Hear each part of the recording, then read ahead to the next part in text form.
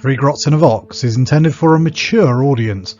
This means there will be crude language and discussions of adult themes, especially if we're talking about tactical marines or Gabriel Seth. Viewer discretion is not only advised but encouraged. All opinions are our own and often given for humorous purposes. Any advice is given largely for entertainment purposes and would probably be ignored. But if you do learn something useful, count it as a win. Said Norwegian. We are recording. We're recording. Are we recording? You can see everybody's microphone. Are you sure? How sure? Because Do you want to stop it and then play it back and just check? the first thing we need to actually say working? to the nice people at home Is that we tried to film this 3 weeks ago now. three times 3 weeks ago. Yeah, and what happened? What happened, John? What happened? What happened 3 weeks ago? Tell us. For the nice people at home. I mean, the first time why is there an OBS episode crashed. so late? OBS First time. crashed. So Okay. I can't be blamed for that. That was Um, beforehand, wasn't it? Well, and then every time OBS crashes, it resets or every time I start OBS, I have to reset the microphone because it's plugged in externally with a power switch. So if you power off the microphone, it forgets it. And then we record it again for like half an hour. Yep. And Half an hour. no one could hear me. Yeah, nice stuff. I mean, we could hear him. Yeah. I'm so scared right now. I'm like, please. I mean, I'm seeing all the bars moving, but I'm scared. I'm sure it's fine. Yeah, we have faith, are we? We're continuing on. I'm just Right. going to be watching those audio bars the whole episode, making sure they don't fucking stop moving. And I'm like, what the hell is going on? I want to touch the keyboard. I want to touch anything. Here we go. Jeez.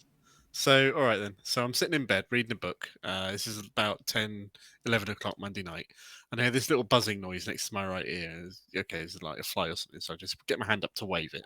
And the fly, which I've since found out is a hoverfly or a fake wasp, obviously decided to escape my hand by going into the ear canal. Just crawl down inside it. So I go, oh shit, there's a bug in my ear. What did I try and just it's going a bit deeper. Oh fuck, I can't reach the fucking thing. And then it starts trying to buzz its wings because it's clearly trying to get out. So I've got this thing in my head, trapped there frantically.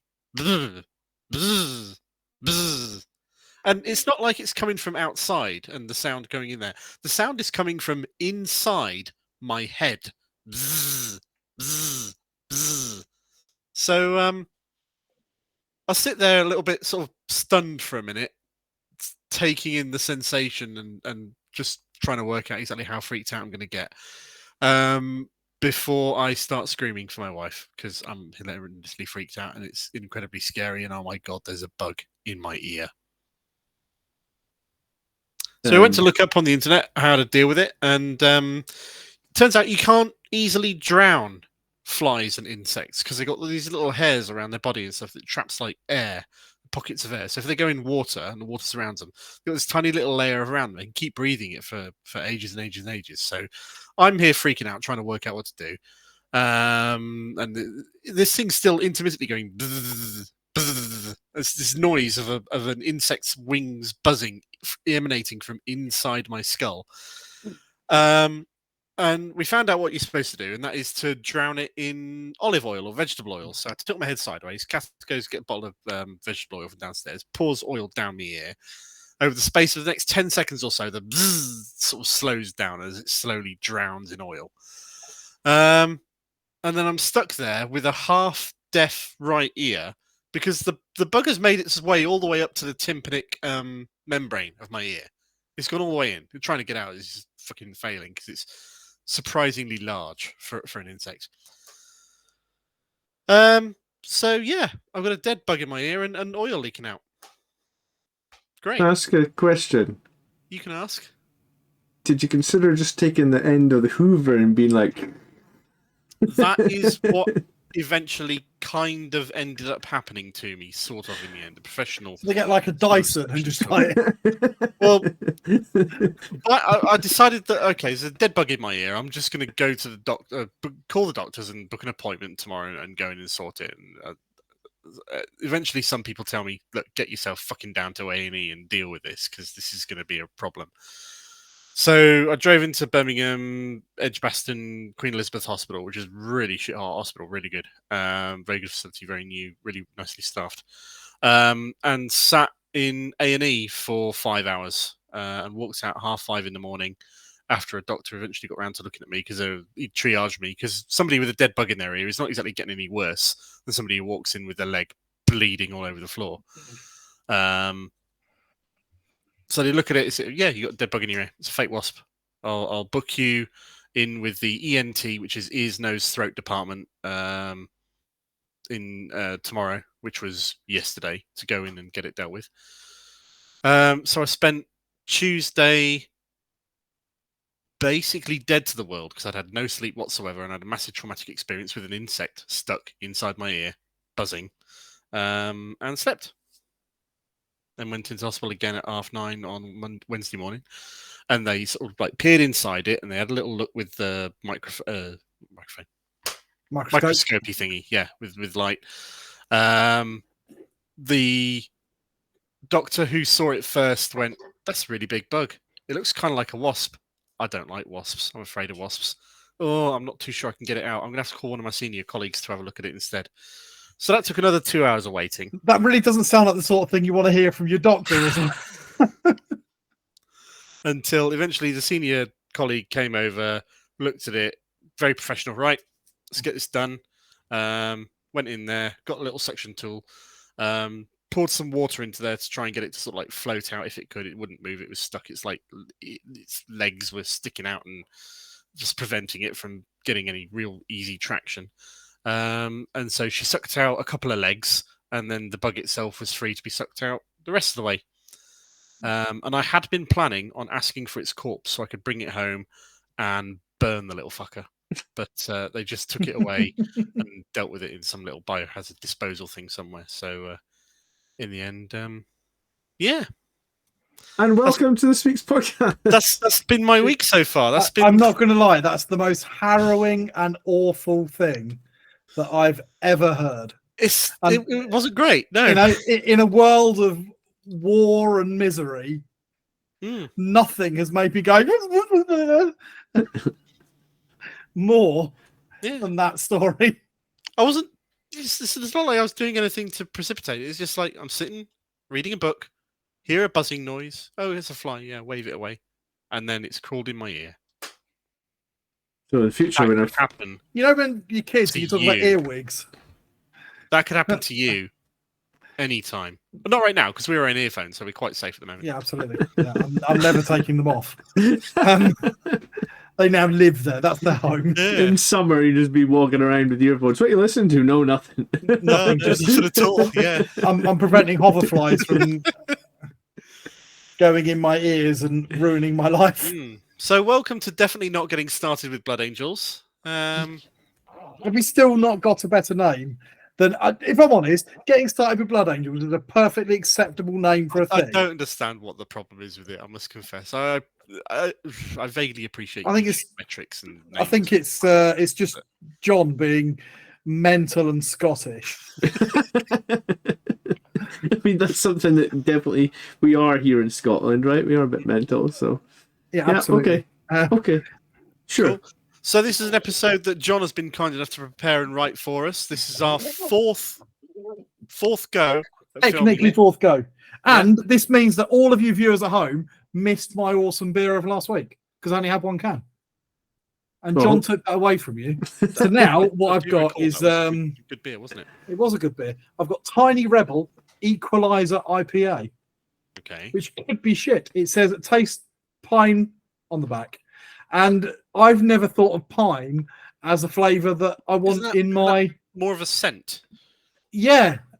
So like pine needles. Yeah, look at this. I don't know if it's not going to come out in the can, but there's some bizarre things. Eye hazy.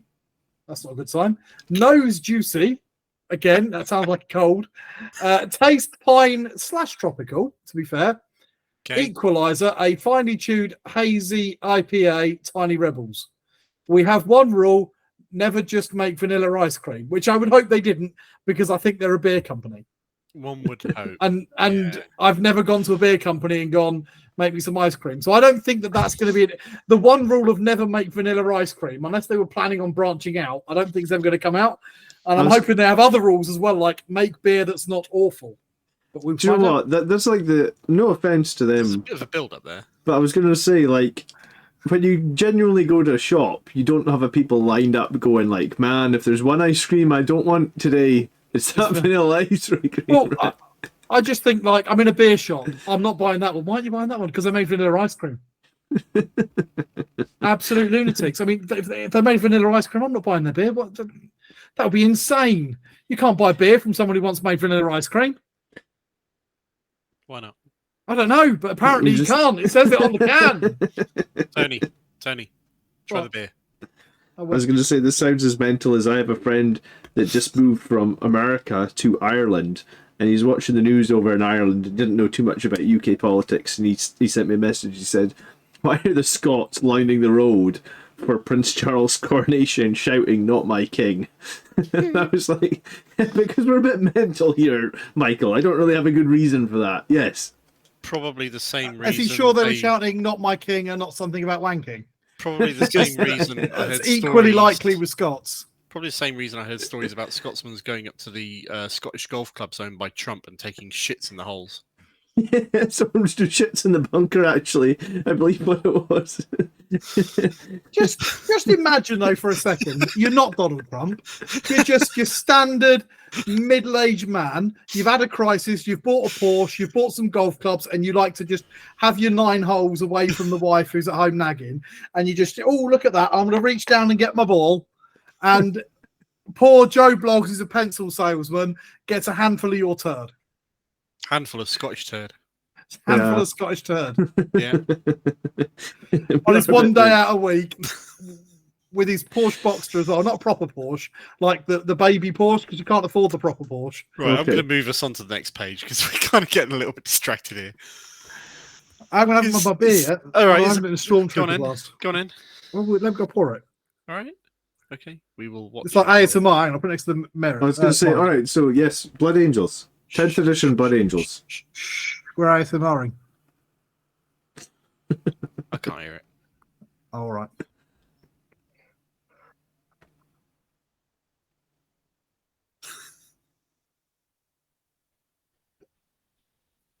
Oh, that's actually right. I mean, it tastes like beer. There's not a hint of vanilla. Doesn't taste vanilla ice cream. It's not nose juicy. It's definitely not nose juicy. What does nose juice even mean? It just sounds like a bad cold. It does. Your nose gets all juicy when you have a bad cold, don't it? So, Blood Angels. What are Blood Angels? Well, up until 10th edition... This tastes like generic beer. It's very craft IPA-y, if anybody knows what I mean by that. Like, it could be any number of craft IPAs. I'm very disappointed. I wanted something... I was expecting to taste the tropical pine. Taste the rainbow. You know, I wanted my eyes to go all hazy. My nose to go all juicy. Probably would not have been good. And I got none of that. Right, well, maybe you need to drink 10 of them and then give us the verdict. Yeah. What percentage is it? I don't know, actually, I didn't know. 5.8, reasonable. Okay. It's reasonably high. Yeah, so Blood Angels. Red Space Marines. I mean, a lot of people have been giving me shit for saying my list looks like Red Space Marines at the moment. I mean, what would they prefer? It looked like Blue Space Marines. So, if you are going to play Blood Angels at the moment, you have a choice of 2 detachments. The main detachment you're probably going to pick, if you want to be a true Blood Angels player, I guess, is Sons of Sanguinius, which is going to give you +1 strength and +1 attacks on the charge. Unfortunately, my current feeling on this detachment is +1 strength is highly irrelevant in the current meta because everybody's running shitloads of toughness 10 and above tanks. So +1 strength barely helps you. You need to, if you're going to play Blood Angels and you want to play melee, I think you need to be bringing chaplains, which is +1 to wound like we used to have, attach them to your squads, or you need to bring stuff like captains that can get access to the free usage of Red Thirst, which is also +1 to wound on the charge. That will help you a lot. +1 strength is not that useful right now. +1 attack is good though. Yeah, Like- +1 attack is always reliably Yeah. brilliant.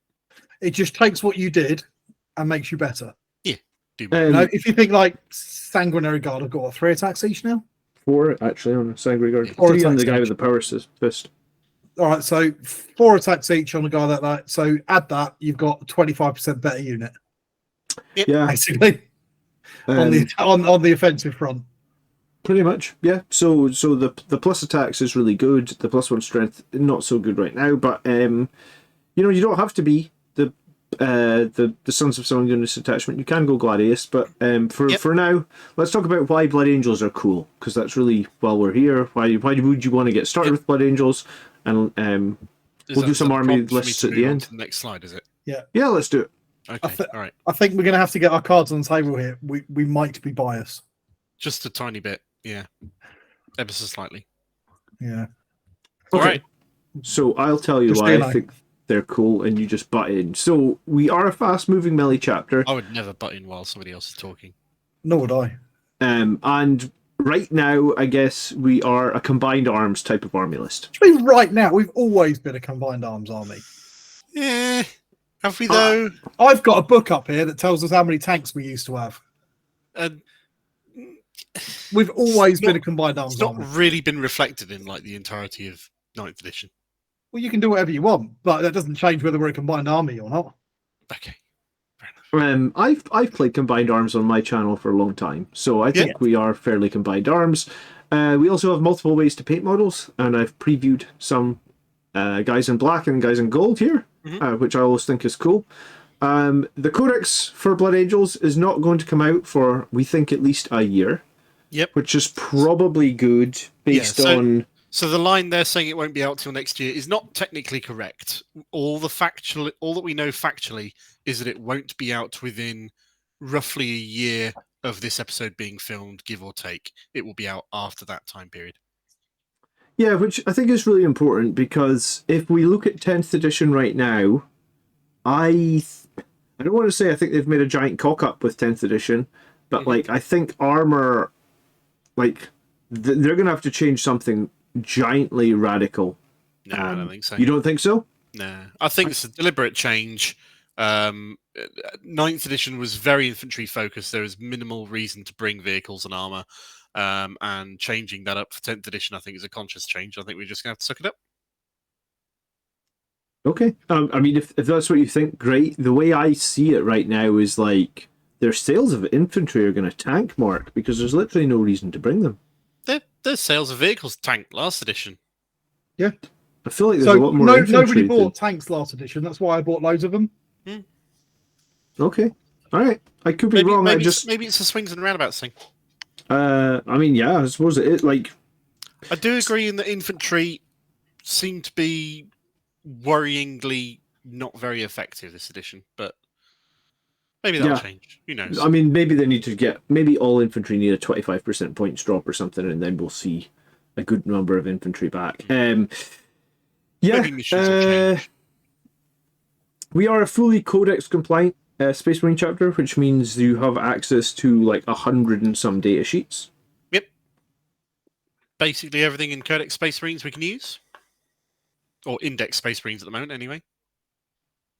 My next point was about how we have interesting backstory and some great lore and some great books you can dive into. You guys are the experts on that.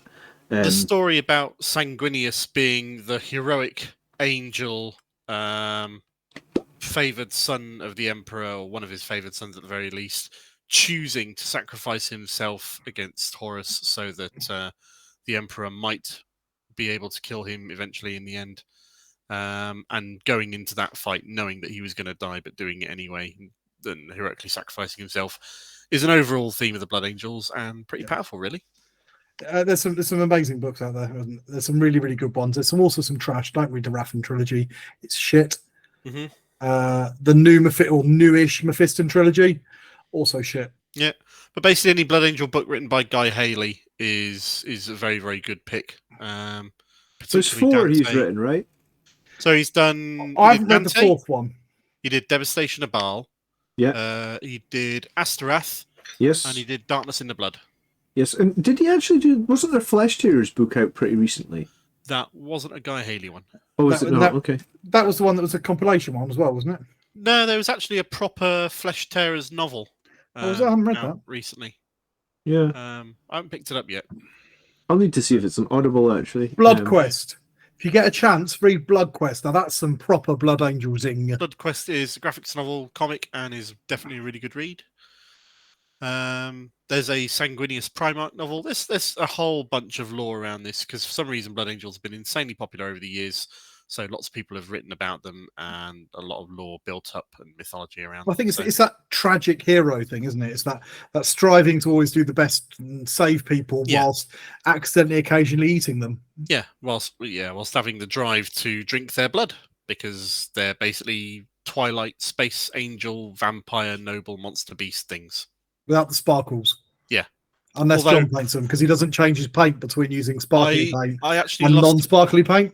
I had a game against a mate a few years ago against his Tyranids. And if I won the game, he was going to have to make an Imperial Fist army. And if I lost the game, I was going to have to paint sparkles on all my Death Company shoulder pads because all of my Blood Angels were Twilight vampires and I was in denial. And unfortunately, I lost that game. So have you got Sparkly Death Company now?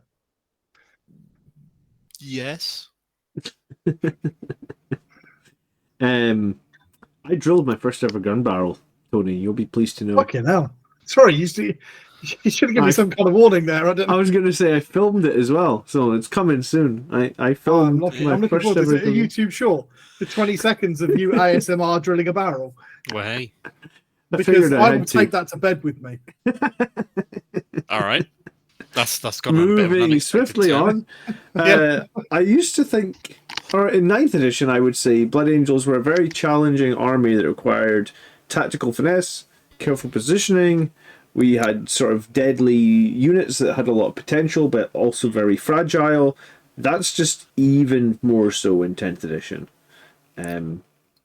So playing Blood Angels, I think, at the moment is going to be quite challenging. We're not going to be the top of the meta, but it's still fun. Hey, and I've won my last 2 games. Infantry melee is not as anywhere near as powerful as it used to be, and it's not anywhere near as game defining as it used to be.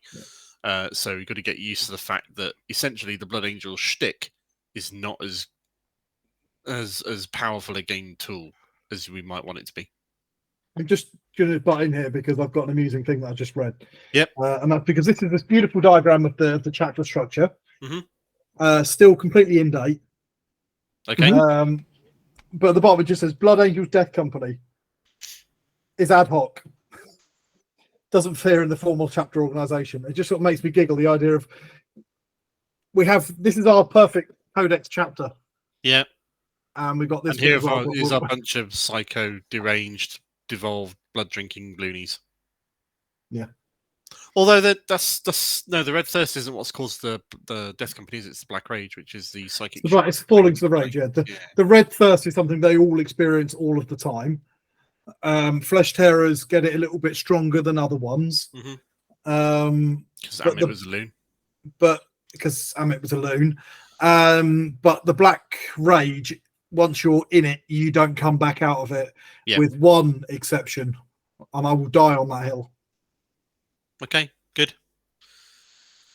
And yeah, the Blood Angels are a really, really popular subset of Space Marines. So there's loads of people who are they still the most popular? As far as I'm aware, I don't think it's ever been. I don't think it's been changed, does it? Yeah. They were certainly for a long time the most popular, which makes me feel like I don't know, the inner goth in me wants to collect something nobody collects, except Raven Guard because they're too boring. Yeah, I can't face painting all that black. I was going to say originally it was Ultramarines that were the most popular, but I think Blood Angels overtook them. I think it's probably just... I don't know. They've always been the most generic, but I'm never sure about them being the most popular. I can say that amongst the younger kids and stuff, they're the most popular. Yeah. I know this is this super anecdotal evidence, and I'm sure there's going to be a comment in there. Actually, I think you'll find someone's going to say in the comments, but I run a club for kids. It's a lot of kids start playing Warhammer and that through the club. And if they pick a Codex chapter, the majority will pick Ultramarines. Have you ever asked them why? Yes, because the colour and the colour schemes in the books. So they've got all the color painting guides and that from Games Workshop that you get. So you get this right. If you ever because anybody interested in GW ever setting up a promoted club, Ultramarines as a default. kind of. Yeah. So people who are forever interested in setting up a club, GW do phenomenal support for that. They don't charge anything. There's some amazing people on the team that help you run it, and they send you all these like books and materials and stuff like that to get started. But that is fantastic. You know the old template of Design a Space Marine in that chapter? Yeah, that's all in there. But the one on the front is an Ultramarine. Mm-hmm. The one on the front of the box set is an Ultramarine. The one in most of their artwork are Ultramarines. So the kids see all that and then go, I'm going to design my own chapter, but I'm going to paint Ultramarines. So because they just find it easy to find the guides. They find it easy to find the paints. Blue paint is so much easier to work with than red paint. Okay. Because it's just got so much better coverage. That's not to say that painting top level Ultramarines is easier than painting top level Blood Angels. Absolutely not. But painting bottom level Ultramarines is easier than painting bottom level Blood Angels. Oh, that reminds me. I watched this 2-hour video interview with a guy who used to be on the product design team for Workshop, being interviewed by Peachy. I watched that as well. I thought you'd have loved that because he goes into all the science of the pigments and the sizes. I did. I genuinely did love that. Yeah. I thought it was brilliant. The Painting Phase podcast is much better than ours. Well, I mean, I watched that episode as well, so yeah, I mean, they are pretty enjoyable. There's an interview with Richard Gray as well, which was really very why good. do they have one person in, because they're all in the same room in the Painting Phase, so why is one guy like sat off on another camera that they cut to? Room. They're not all in the same room. There's one person not there. Well, there's probably one guy who's got a super comfy chair that just doesn't be in a convenient place, and he's like, right, I'm not moving. You can fucking set the stream up around me, mate. I'd do that. Yeah, I've got a really good chair. I don't like moving. I assumed that the guy was in the room with them. I don't think so. No. There's one guy. Peachy's interviewing, Mm-hmm. and you got the one guy behind the camera who's there. Yeah. And then there's another guy just through Skype. You think he's on Skype? Okay, I thought he was just sitting somewhere else in the studio. But I don't okay. think so. The way they always cut to and away from him, and the image is ever so slightly different. I thought he was somewhere else. I must confess. But, Okay. anyway, we're getting But anyway, distracted. we're getting very sidetracked. Apparently, we're dedicated and passionate. Yeah. I don't think anybody's ever called me passionate about anything. Okay. You well, bloody people well are. You get passionate about a whole load of things. you get passionate about lots of dreadnoughts and Blood Angels lists. Yeah. And I get aroused by that, but I'm not sure that's the same thing. All right. Cheers. Thanks for that. Perfect. I've got like, Mm-hmm. That and barrel drilling. Okay, we know what floats your boat. ooh, love a good drill barrel. Yeah. Drill it hard. Not too hard though. You'll split I it. think we're putting John. Have Okay. we broken your train of thought? No, do I you was want gonna to say- check the audio now? By the way, we've been going for. I have actually just looked at it 2 seconds ago and was like, yeah, okay. Are we actually recording this? Or is Yeah, this I mean, another... we're 30 minutes in. It'd be a good time to just tell you guys that If none we're of it not, gets you've got to recorded. put this out as it is, and if you're not speaking in it, then we're just going to have to deal with it. Yeah, Okay. if anybody watching is like, why are they just chatting all sorts of bollocks? It's because we've seen this set of slides like 4 times now. It's true. And we've run out of funny things to say because it's just not spontaneous anymore. So we're just going off on tangents. Right, And well, it's all John's fault.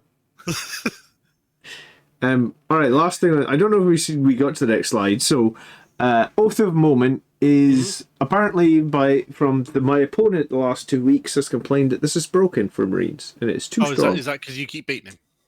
Well, yeah. I mean, I've Got won nothing to do with the fact that he hasn't played games for months. that too, I suppose. But yeah, Oath of Moment is very, very strong. Full rerolls to hit and wound on an enemy that you don't even need to see or anything. You just pick that enemy at the start of your command phase. I mean, it's really powerful. You pick an enemy unit, and you're going to fuck it up. Yeah, 100%. And it's probably one of the reasons that Guilliman is so good is because with Guilliman you get double oath. Yeah, absolutely. So that's why Ultramarines are probably the best chapter to play as Marines right now. But yeah, Oath of Moment is a great ability. It buffs melee damage hugely as well. So I know we complain about the melee right now, but if you use Red Rampage and Oath of Moment, you can like 300% your damage on Sanguinary Guard. I didn't actually realise it was as high as that, but it is as high as that. We do still hit hard in combat. It's just there's a lot of tanks about, and you can't really punch tanks at the moment. Yeah. Or No, with custodians. Strength 6, like power swords and stuff, not really, yeah. I am of the opinion, however, that given what infantry are useful for at the moment in Ninth Ed, having ready access to a whole bunch of infantry with jump packs that hit hard is probably the best position to be in. It is. Can I just tell you my 2 cents right now? And it could change, but right now I want to say the best melee unit for Marines is Blade Guard Marines. Veterans. Oh, okay. What? In Sorry, what terms? Blade Guard Veterans, because they're durable. They have 3 wounds, which is really good into the meta with 2 wounds. Mm-hmm. The second you get them covered, they're on a 3-up save. Armor of Contempt will give them a 3-up save, ignoring 2 AP.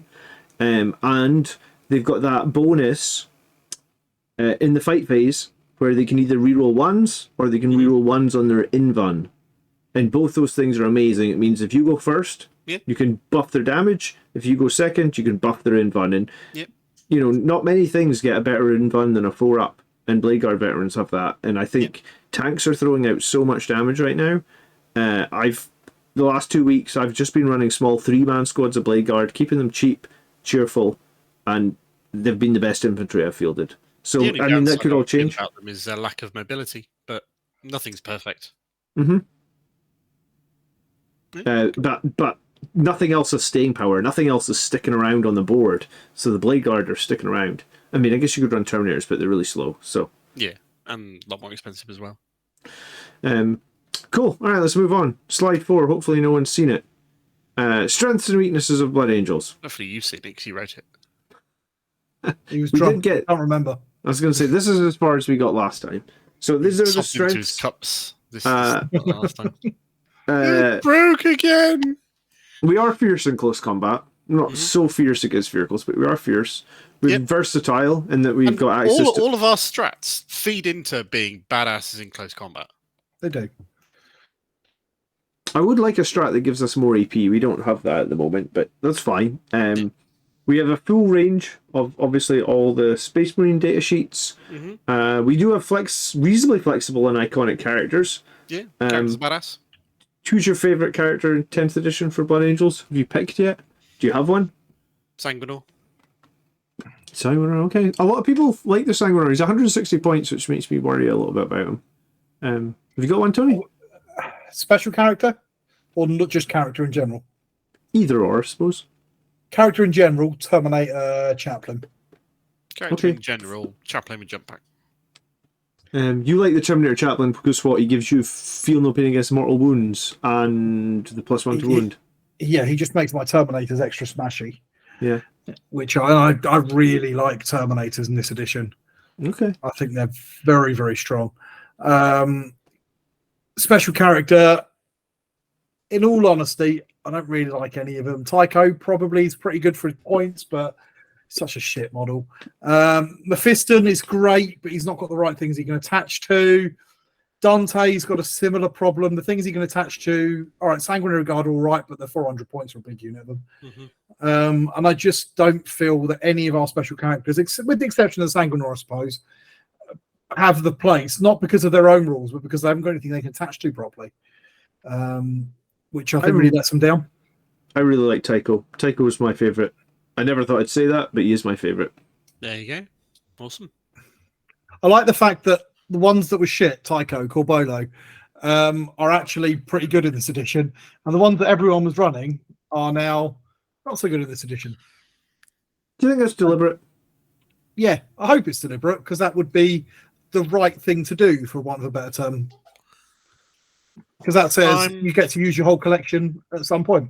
I'm not so sure it's deliberate, but I'm glad that it's the case regardless. Yeah. Okay. We also are very mobile and have a lot of speed, I think, which would be fair to say. And that gives us lots of strategic options. So what are our weaknesses as a Blood Angels player? Well, I would say normally it's vulnerability to ranged attacks, but right now in the meta, people are running a lot more tanks. If you run a lot more tanks, then you're not so vulnerable to those ranged attacks. I'd said limited long-range support, but you guys came in here and flamed me down last time we tried to record this, saying we can run Gladiator Lancers, so... We've got exactly the same amount of long-range support as every other Space Marine chapter. What we don't have is quite so much buffed range support as you would do if you're running Gladius, but and whatever detachments come along down the line when the Codex Space Marine comes out in a couple of months. But yeah, our range support is equal to basically any other Space Marine chapter. Yeah, we just can't buff it quite so easily. But if you're running things that you're not trying to buff, well, all right. Well, yeah, Gladiator Lancers are top tier at the moment. I think they're really, really good. Our elites are costly, and they're going to be dependent on making those charges, which is the big risk of playing Blood Angels, I guess. Absolutely, yeah. And I think we had more tools to counteract that in 9th edition. Like, we had the Ancient with the +2 to movement, we had the +1 to charge, so arguably we just had 3 inches more movement in a lot of situations, which we don't have now. Everybody complained about it then as well. It's just worse now. So the complaining is just shifted, frankly. People are always going to bitch about stuff, aren't they? Okay, and then our last weakness is the Black Rage. If you don't know what that is when you basically fall and you get visions of you are Sanguinius, you are fighting Horus, and that's where the Death Company come from. Yeah. In game terms, what that means is that some of your most hard-hitting units that we have access to can on occasion have OC0 and can't fall back because they're crazy batshit. That's what I'm saying, yeah. Apparently my camera is just spazzing out. Yeah, I was wondering, you were flickering there for a moment. That was something strange going on. Yeah, I was just going to give someone a seizure. I wonder why that's doing that. That's a bit weird. Do you want us to pause or something? No. I think it's. I just turned off the camera and turned it back on again. Okay. The OBS, and it seems to be fair enough. Okay. All right again. Whatever reason it's done that. All right. Here are your 4 enhancements that you have for Blood Angels right now. Yeah. I don't know about you guys, but I'm not really impressed. No, I don't think any of them are good. I can tell you why I don't like all of them, I suppose. But they all cost points now, which is the important thing to note. So enhancements... It costs many points, but it costs some. Yeah.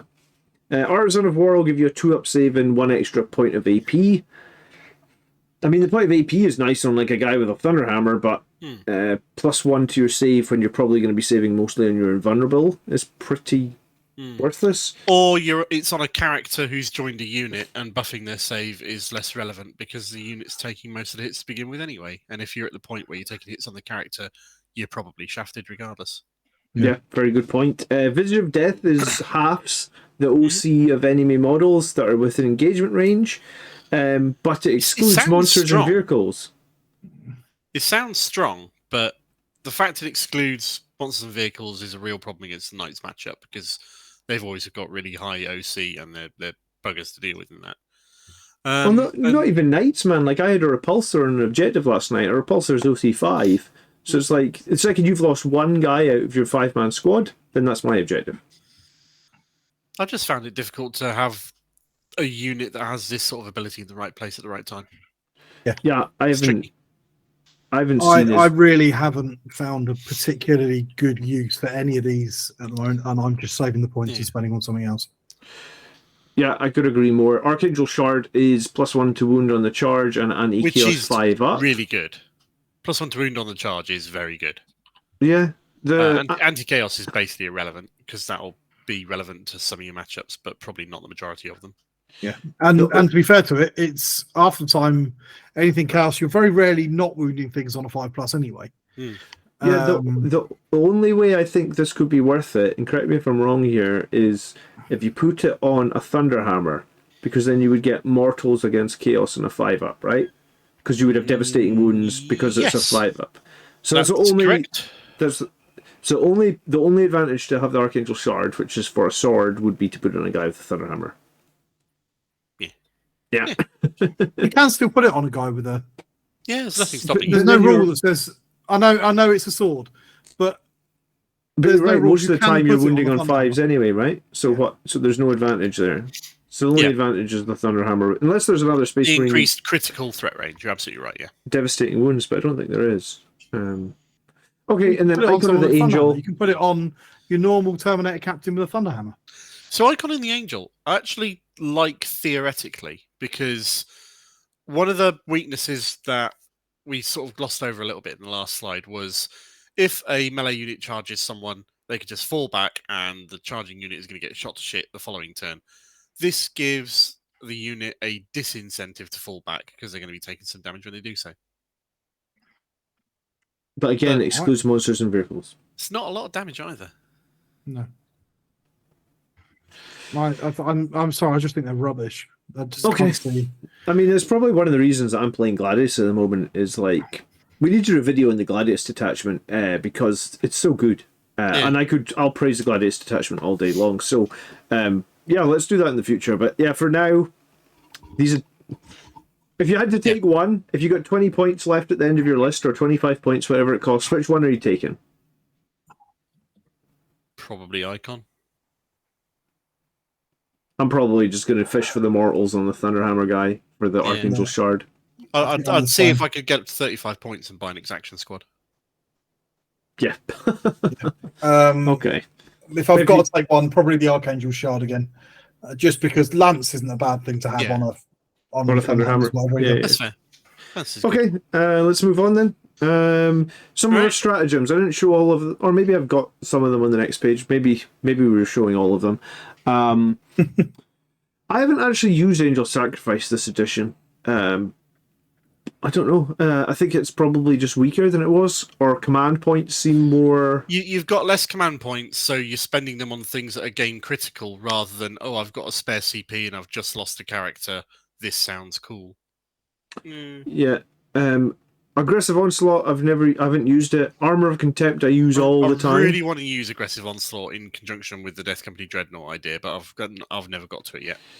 I do want to do that as well, to be fair, yeah. That's you imagine how much that's going to make Andrew cry when you do it. It would be very cool to try and to make that happen. Yeah. I mean... Okay. So just very, very briefly, if you're watching this and you're not familiar with the tactic, Death Company Dreadnought, every time somebody attacks it in melee or shoots at it in shooting, it gets to either have melee attacks back or shooting attacks back. And it also re-rolls all its hits, and in melee, it also re-rolls all of its wounds because its claws are twin-linked.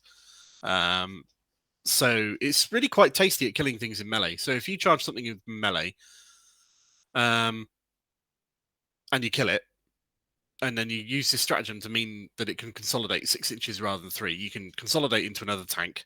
That tank has to be activated to fight you. It can't choose not to. The tank attacks you. It does next to no damage because the tank's treads do fuck all to a dreadnought. Death Company Dreadnought rips through this tank, consolidates into another one down the line, and so on and so on and so on. It's a silly combo. I think realistically you could kill one unit and then do damage into a second unit. You would be very lucky if you killed that second unit outright as well. But I guess we can see. Who knows? Armor of Contempt is just really good at the moment. I've been burning so many CP on Armor of Contempt. Armor of Contempt and Smokescreen, I guess, are the two stratagems that I'm using the most. Yeah. Keep your shit alive because shit dies so fast in 10th edition. I really think, to be honest, that the Sons of Sanguinius strats are the reason to take the Sons of Sanguinius attachment. I completely agree. These 100%. Are pretty good.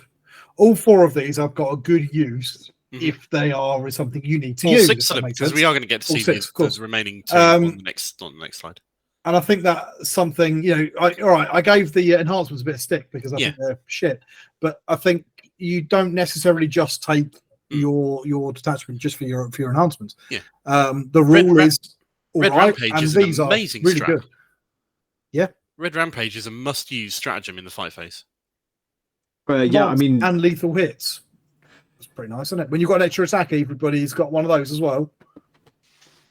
The way to play Blood Angels, I think, is to get Red Rampage on 2 units when you make charges. Like, if you're going to do it, that's how you need to do it. So you need to be given multiple units Red Rampage. And to do that, you need to have a captain attached to some of the units. So you can play Red Rampage for free and then spend 1 CP to use it on the other squad. I think it's very good. Well, you don't spend a CP to use it on the second squad because the captain uses it for free. Yeah, sorry. So it would cost 1 CP to activate it on 2 squads. I think you need to, and this is why I think a captain is better with the Sanguinary Guard than Dante, because a captain will just, Sanguinary Guard are only strength 6. They need +1 to wound. That's including the +1 strength from them charging. So the base strength 5. Strength 5 into like a meta where everyone's running toughness 10 plus tanks is useless. So when they get to strength 6, they win on 5s. You play Red Rampage, they win on 4s and have lethal hits. Now they're somewhat respectable. Especially if you're going to use Oath of Moment on the target. That's going to massively improve their damage. So Red Rampage is really good. Yeah, absolutely. Totally agree. Okay. Yeah. Now the next one is Fight on Death for 2 CP. In reality, I haven't managed to find a really good way of getting this to work. It's great, but 2 CP is a lot. It's good. I've just never lost a unit in melee that's not been able to make its attacks, if that makes sense. I lost some Terminators, but it just didn't seem worth it. No, that's fair. You need a decent amount of stuff you've lost to be worth pulling, and I just so far it just hasn't really come up. For And me, of I course, thought could come up. You've got to use this before the enemy actually does the fighting. So you've got to predict that they're going to kill your unit. I hadn't actually noticed that, but I think So what if you're going to stick Angron into a unit, then you're like, yeah, okay, I'm going to use this. Yeah, because he's going to kill him. But I think when we first read this, I was super happy about it. But then I didn't realise how lethal 10th edition is going to be in shooting. And normally they're mopping up guys in melee, so it's not like they're killing a 10-man squad in melee and you're getting to fight that with 10 guys. Of course you would pay 2 CP, but that just never happens. So it's cool to have access to it. I just don't know how often we're going to end up using it, I guess. Yeah, absolutely. But Relentless Assault, like fall back and shoot and charge, is amazing. Do you know who this is most amazing with? Tycho and a command squad. Because you can fall back 1 inch, you can have 3 guys with Infernal Pistols. Tycho will make them all rapid fire. So you rapid fire 3 Infernal Pistols. You have Tycho's 3 shot Meltagun at 1 inch away. That's potentially 12 mortal wounds. And then you have a couple other guys with combi weapons, also potentially 4 more mortal wounds. And then you fucking charge back in with Tycho and do a bunch of damage. Fallback, having fallback and charge is really nice to have because we never had that last edition. For any melee army, it's really good, but I can't decide though if I had to choose. You know, like if we go back an edition where we had +1 to wound, and now we have the ability, +1 to charge, and now we have the ability to fall back and charge. I actually think possibly we had it better. Like +1 to charge was, and the additional movement was maybe better than fallback, but. Fallback's what we have now. So. Yeah, there's literally no point looking backwards because we've got to play with what we got now. Yeah. We have what we have. Yep. Okay. Top units, which I also hope are future-proof. I made this like a month ago because we tried to film this 3 weeks ago. You were really despondent a month ago. You hadn't won a game and you were so pissed off at yourself. True. Yeah. I'm not going to lie, you were a bit of a downer. You are a bit of a downer. And since then, you've kicked Andrew in the face twice, quite happily. Yeah, I think I drove home after playing Knights, swearing the whole way home at the designers of Games Workshop, telling them they don't know how to balance the game. So, if you'd been in the car with me that night, that would have been like R-rated. Turn your ears blue or whatever. All right, so let's see what John thinks are the top units. Which 3 weeks ago is going to be future-proof, and we'll try not to laugh out too loud. We've literally just said he's shit, haven't we? Okay. He's not shit. He's not shit. Dante is iconic. He absolutely is. He's got a gorgeous new model, which we've been waiting for what, 2 decades at this point? More than that, 3 decades. Yeah, we've been waiting another decade for good rules. He puts out a decent amount of damage in a fight in melee combat. He's no pissant. He's all right. He's not bad. I just don't really feel the things that he connects to is a problem at the moment. Yeah. So the things that he can attach to, Sanguinary Guard are all right, but they're a bit overcosted. Vanguard veterans are, I think, a bit rubbish. Mm-hmm. Assault squads, what's the point? Can he even go with an assault squad? I don't think so. No, I think I don't think he lowers himself as low as assault squads. It's funny he goes with Van Vets actually because he is Primaris and normally they don't have Primaris units going with Firstborn, but I guess whatever. But yeah, so he's pretty good. And to be fair, he just joined assault squad with jump packs. He does. Yeah, so, no mistake. But I just don't see the point. Apart from if you're going to use that strat to more wounds, but there's cheaper ways of doing that because he's not that cheap. But plus one to charge on an assault squad of jump pack units doing mortals on the charge is not the worst thing in the world. No, not at all.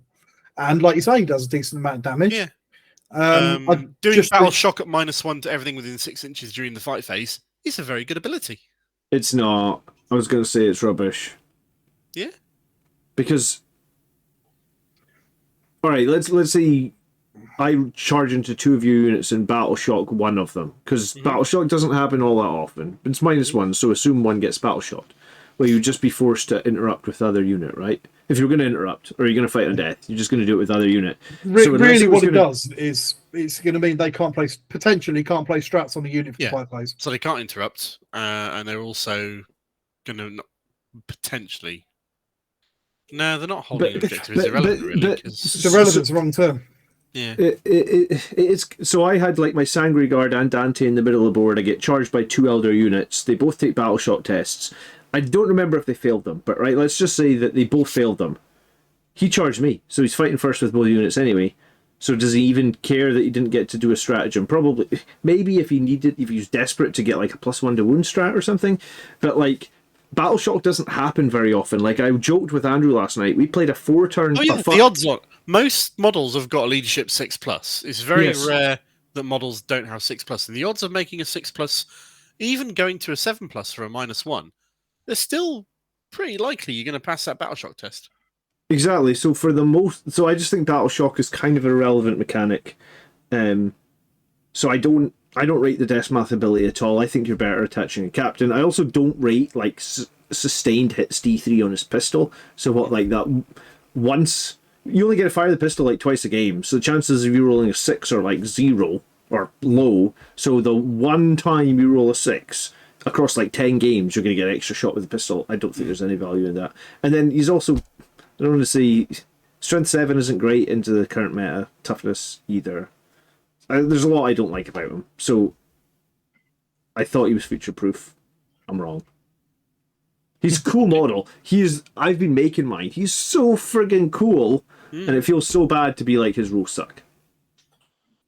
But that's just my opinion as a Blood Angels player. I don't think his rules suck, but I also don't think they're great. Okay. Yeah, I'm not sure that he's really got a place at the moment in a properly competitive army, which is sad because I don't even think his rules suck that much. I think he's a decently, because he's not outrageously expensive. He hits pretty hard. His rules, whilst aren't amazing, +1 to charge rolls, +1 to hit rolls. Is not bad at all. 8 attacks, going to 9 on the charge, strength 8 on the charge, -3/2 damage. He's not weak. It's just I don't think he's really got a place at the moment, and that's what's sad. If Sanguinary Guard take a big old drop in points, so that you can afford to have a big unit of them with him and just use them as a melee beat unit, then he's probably going to be quite good. Yeah. But at the moment, you're looking at over 500 points for him in a unit Sanguinary Guard. And they're not going to make that back. Yeah, and he lost a ton of his durability as well, right? He used to be -1 to hit across the board. He also used to have 7 wounds. So, well, when he joins a Sangard unit, he's -1 to hit and -1 to be wounded, whilst he's with that unit. And in melee. So a sniper can still one-shot him, I guess. Like an 80-point Vindicator Assassin can just one-shot him. 2 up, 4 up, 6 wounds. Yeah, it's possible. It's not certain, but it's possible. Outrageously likely, though. Yeah, I don't know. I'm not convinced. He's not. I've said he's future proof. Let's move on. That. All right. Okay. It's not looking good for you, is it, mate? No. Meth now is really good, but compared to what he was before. Yeah. He just. He's got nothing to attach to again. Yeah, the units he can attach to aren't great. If you can attach them to Blade Guard, then they'd be wicked, wouldn't they? Yeah. It's got to be intentional, because if you put him with Blade Guard, you'd have a really powerful unit. If you put him with Assault Intercessors, you've got no, that's all right. If you put him with Stern Guard Veterans, some people really seem to like the kind of I've got to shoot a unit that's got a bit of melee punch kind of thing going on. And yeah, okay, he's got a little bit of shooting as well with his magic, but he needs to go with Blade Guard or a proper combat unit, and he hasn't got a proper combat unit he can go with. As it is right now, you're right. He has a bit of melee spice to a not melee specialist unit. I did miss something. If he does attach to Assault Intercessors, You do get to reroll wounds on his weapon of 1s, or you get full rerolls of your own objectives, because he gets the Assault Intercessor special, and that is their special. Yep. So that is actually not bad with like his strength 9, possibly strength 10 on the charge, right? Yeah. But the one thing that I was thinking about this, because I was thinking about it the other day, because I love Mephiston, and I fielded him a lot in 9th edition, and I was like, can I fit him into my 10th edition list? If you go back, right, he used to be strength 10 on his sword, and if you think about it, with +1 to wound like we had last edition, he wounded everything in the game on 2s. Like, every single enemy in the game, he wounded on 2s. Because everything capped out at toughness 8. You know, now he wounds, like, a repulsor on 5s, even if he's charged and he's got his bonus, and I was like, this almost, like, epiphanizes, that's the word, why melee or why infantry are bad now. Thank you. Epitomizes. Epiphanizes is not a word. Okay. Although it's It's close like to half an epiphany. Yeah. No worries. You know what I'm trying to say? Yeah. Those mad Scots, we don't do English. That's cool. He's got a nice amount of shooting as well. He's got a reasonable amount of shooting. Yeah. Sustained hits 3 on his psychic is actually really nice. He's no pushover. He's not weak, but he's not great either. He'll kill infantry like there's no tomorrow. Yep. But people aren't fielding infantry. Yeah. So if you were in an what's infantry the point in matchup, having movement 7? the only advantage I saw of that is he attaches to the squad that moves 6, and because he moves 1 inch more, it means you can get 1 inch closer with your charge while staying in coherency. Yeah, okay. It's very, very minor. He'd have to be up front. Pretty but I niche, guess isn't it? it is very niche. Hey! I've picked a unit that is going to last. Now, this is one of the best Blood Angel units, hands down. This is a reason to play Blood Angels over Space Marines at the moment. I think he could be 20 points cheaper, personally. But I think he's really good. He could be. Yeah, he's not, but he could be. He's what, 190? 200 points, give or take? I think he's 195. At time of filming, so yeah, he's cool. +2 to charge against a monster or vehicle, which is great. 7-inch charge against a tank, of which people are taking lots of tanks, so yeah, alright, that's cool. Movement 8 on his own, he's nice and fast. Black Rage means he re-rolls all of his hit rolls, both shooting and melee. Brilliant. His melee weapons are both twin links, you re-roll all the wound rolls. Fucking brilliant. Great. Can I tell you something? And I'm probably going to get judged even more by Blood Angels players for saying this. Yeah, go on. You don't own any. No, I want to drop more infantry from my current list and replace them with this Dreadnought. And if I do that, then literally I think the only infantry unit I will have in my squad, or my list, is a chaplain with an assault squad, and that'll be perfect because I can move the chaplain within 12 inches of the sky and give him OC. And then I'll have Tycho. Yeah, sorry, go on. And I'll have Tycho in his command squad. That'll be my only 2 infantry squads on the board. The only downside to the model is you need a chaplain so that he can threaten something with having OC to be able to stand on the objective he's just charged, at least. And there's no way for a chaplain to sort of like be safe if he's accompanying him. So you'd need an infantry unit to bodyguard the chaplain as it runs up next to these guys. For me, I know this sounds bananas, but I almost view that as a positive rather than a negative. Yeah. Because it makes him super specialized. He has got one job, which is to run along and murder things. You can't use him holding objectives. You just go that way, kill everything in front of you, which makes him he's a little bit expensive for it, but he's a perfect distraction kind of effect. Because he's just going to run at them screaming, and they've got to deal with him, or he's going to be in melee with his stupid broken frenzied reprisal rule. Yep. Or if they do try and deal with him, toughness 9, it's not amazing, but it is still means he's got to be hit with dedicated anti-tank guns. So, yeah. I'm going to question for you. As well, did you notice? I'm going to question. Which guns would you give him? By default, he comes with a melter gun and a storm bolter. Yeah. And you can swap either of them out for a heavy flamer. So I've got mine built with double heavy flamer because I liked the fact that I wanted to flame infantry so I wouldn't get bogged down in combat. Yeah. But that was before we had the option to fall back and charge, which we can do now. Absolutely. I completely agree. And the fact that he's a vehicle now means that he can shoot that in melee. Yeah, true. You can shoot out of melee now with the flamer as well. You could flame another unit if you wanted to. Yeah, exactly. Mine is equipped with double heavy flamer. My model is, but I am a little bit. Maybe it's a trap. I'm considering swapping it for the melters because having full re-rolls to hit. You can't do 2 melters though. Oh no, you can't. It's 1 melter and a sword bar, isn't it? Yeah. Question.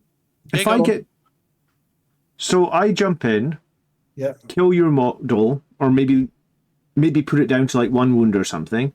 Yeah. I then, you then fight me and you do no damage, like Mark said, because you're a tank and you do whatever. 1 or 2 wounds. I then kill you. I then consolidate into another target. Yep. That target hits me again. Again, it's another tank. It doesn't do much to me. I could then melee the tank, or I could shoot my double heavy flamer at that squad of infantry they've got standing next to me, because it says each time the enemy targets his model, after the units make an attack, you can shoot or fight. You don't have to fight if you're in combat. Yeah, absolutely. That makes them even cooler. So I think Tony's right. You just pay the 190 points, you put them into reserve. You probably, if you, in an ideal world, maybe you put 2 of these guys into reserve, you bring 1 in turn 2, you bring 1 in turn 3, you make a 7-inch charge against a monster or vehicle, and you take... I'm still not sold on you deciding that putting these into reserve is the thing to do, because they have to come on from the edge of the battlefield and be within charge range of a vehicle, and I think the chances of that are not as high as maybe you think. I think it's going to depend on your opponent, isn't it? Yeah. If they've got a bazillion light tanks and stuff like that, I think guard or something like that, then sure, that's the thing to do. If they haven't, then you don't do that, do you? You run them up. Just you run them straight in down cover, the front of the board. Yeah. The board is only 44 inches deep, right? Yep. Yeah. So I can bring them on within 6 and make the 7-inch charge, which is 9. So you're telling me on that 44 inches, I can come in. I cover 30 inches of it, Mark.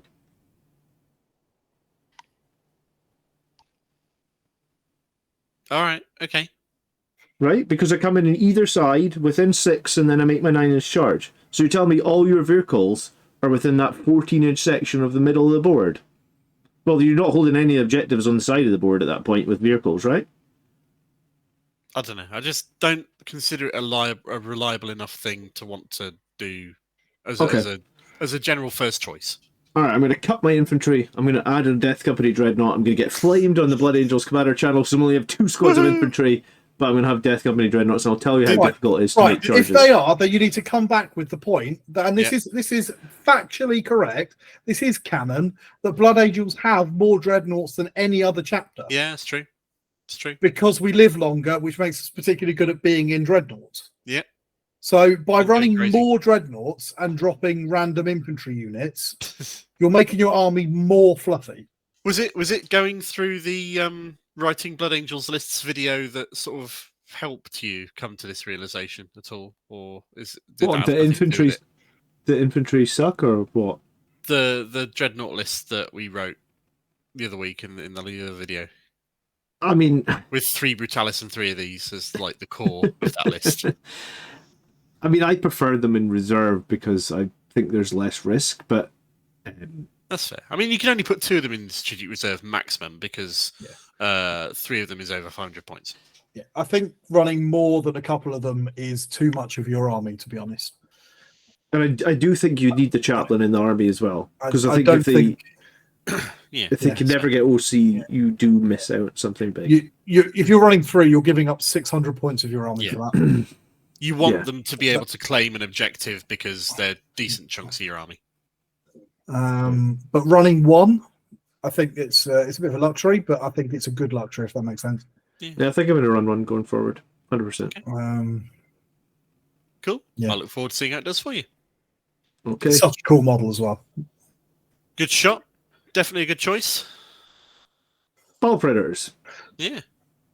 I think these will get play. Maybe not so much play right now, but I think they're going to change something. Like, I don't think that you're going to...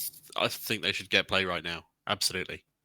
Maybe not the DACA variant, but the Flamer variant in particular. Absolutely. The Flamer variant is basically the most powerful Overwatch you can have as a Marine player, I feel like. Without going into Knights. Yeah, absolutely. I did see someone run 9 predators. You would have loved this. Someone sent me a list, Tony, with 9 predators. 3 balls, 3 destructors, 3 annihilators. I was like, this guy's a genius. Now I want 9 more. Well, now we need like 7 more predators to have 9. Yeah, I love it. I love the idea of it. Yeah. We've got it's, and we didn't take this time because we got so jaded after doing the intro 3 times. But we talked about this last time, and I'm really excited about the fact that we've got a combined arms army again. Yeah. And playing combined arms is the proper. Well, it's proper. Yeah, we've got an excuse to run is the stuff way to that play isn't them. just an infantry horde charging at yeah. And that means that we can build some really fluffy armies that are really quite effective. I've always played a combined arms army. I if anything, I've always lent a little bit too heavy into vehicles. So at the moment, I'm absolutely loving the fact that it's just like, yeah, brilliant, Bile Predators and the low dreadnoughts. I'm bringing Land Raiders, and that's not immediately gimping my list. I've got 1 unit of Sanguinary Guard sometimes. Yeah. Not 3. The flamers on the Land Raider Redeemer are similar to the Bile Flamestorm cannon, but the Bile version has a range of 18, whereas on the Redeemer they're only range 12. And you get rerolls advance for the Bile, and you can target infantry with all your assault weapons. Until the end of the turn, range weapons have assault. So you can get those flamers assaulting in. I'm so glad they finally added that. I think it's a bit 12 advance, reroll the advance roll, and your flamers. Yeah, it's fucking. That's lovely. Can I ask why it's only like infantry? Why not swarms? Why not beasts? After it's moved 12, oh no, you can't advance and charge, can you? Okay, if you want to ignore the advance rule, drive 12 forwards, flame a whole bunch of stuff, then charge them and tank shock them. Never thought of that. I mean, you only do 2 mortal wounds on the tank shock, but yeah, maybe slightly more. Depends on what you charge.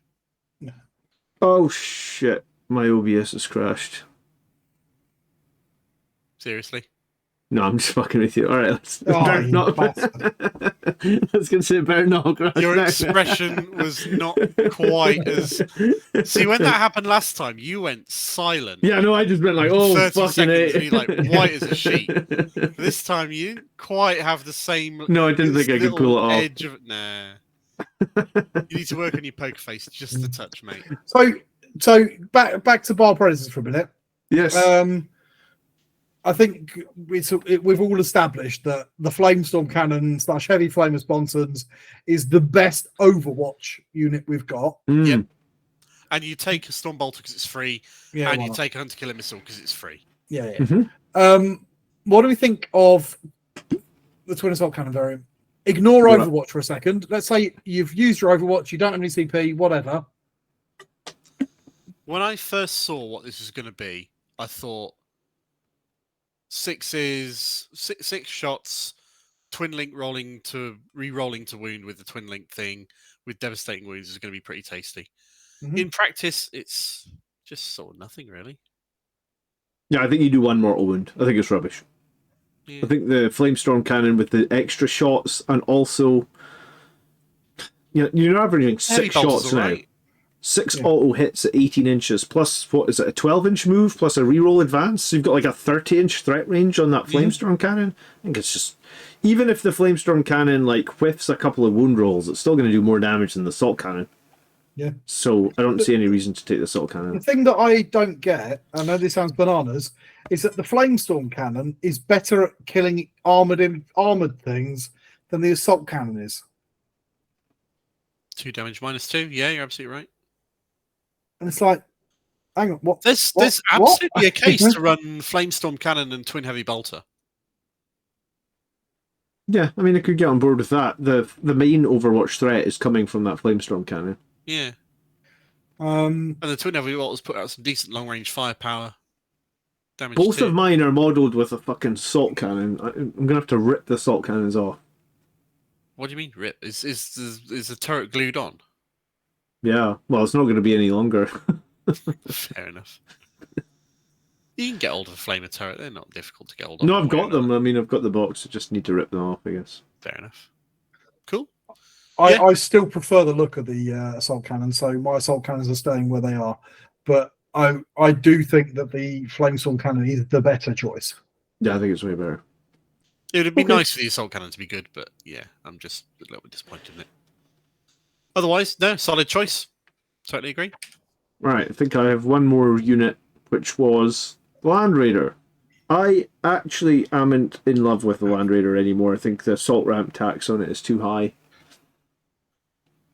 I think it's well priced, but I think that melee on an infantry unit in general is not as useful as it was, which we didn't predict initially, such that the use you're putting it to isn't as good as we thought it was going to be. And you can put on multi-melta, but multi-meltas don't really do much anymore in the current meta because they're wounding on. It's free, but yeah. Short range now. They're wounding on 5s. They don't. You know, multi-meltas don't seem. Nice. Multi-meltas are nice. Yeah. Yeah. It's pretty cheap. I don't think they're bad. But yeah, Toughness 12 up is nice. Yeah, and I think in smaller games that they're verging almost broken. They're really, really difficult for people to deal with in smaller games. But can I give you my hot take at the moment? Go on. Run a repulsor. Like not an executioner, just a regular repulsor. Yeah, I think it's better. So you lose one on the armor save, and you lose the assault ramp. But you're like 90 points cheaper. You've got a twin link las cannon, so you lose a shot, but you reroll the wounds. You've got a las talon, which is basically, another twin link las cannon, but 2 shots that time, and then you get 18 shots at strength 4, 0 damage or 0 AP. If we boil it down, what you're saying is you don't like assault ramp. Well, I think that like 90 points is a lot, right? That's a whole other unit almost, and like. Realistically, if you don't have anything that needs to charge out the Land Raider, then you basically just lose 1 on an armor save between a repulsor. If you've got nothing that you want to charge out of a Land Raider, you don't take it. Don't bring in a top Land Raider, yeah.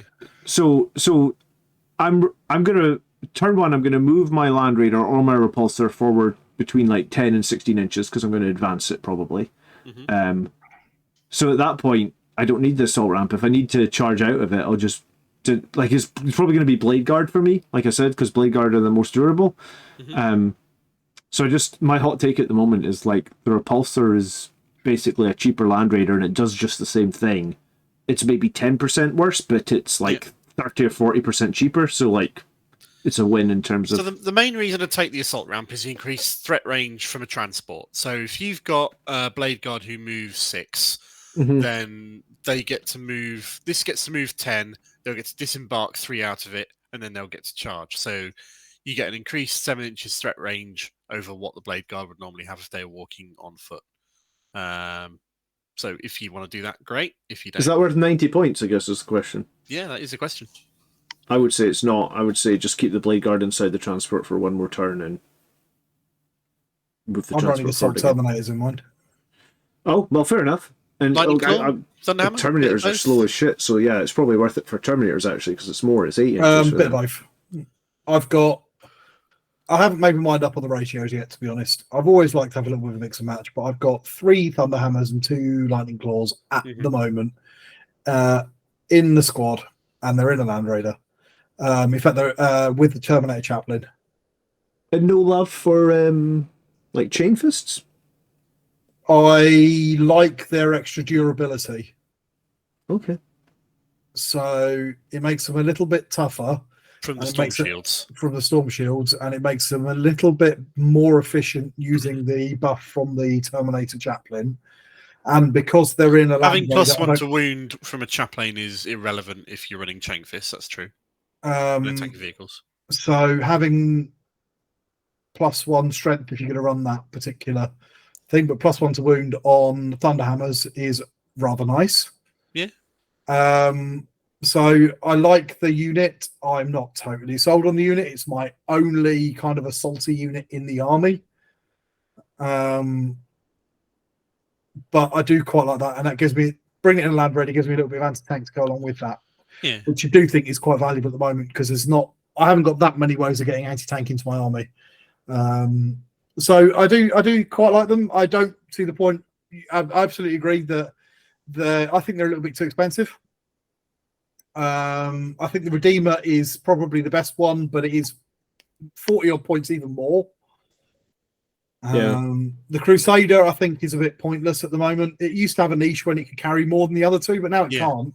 It can, but there's just not a lot of point in the extra capacity. It doesn't do very much for you. It's just not got any real value to that. So I do not with the fixed unit sizes you have these days. There's no real benefit. You're absolutely right. So I do rate the Land Raider. I think if you're running loads of little squads of Blade Guard, then sure. The Repulsor is probably a better choice. But for moving your slow as shit Assault Terminators around. Or Assault Centurions, maybe. Or Assault Centurions. Yeah.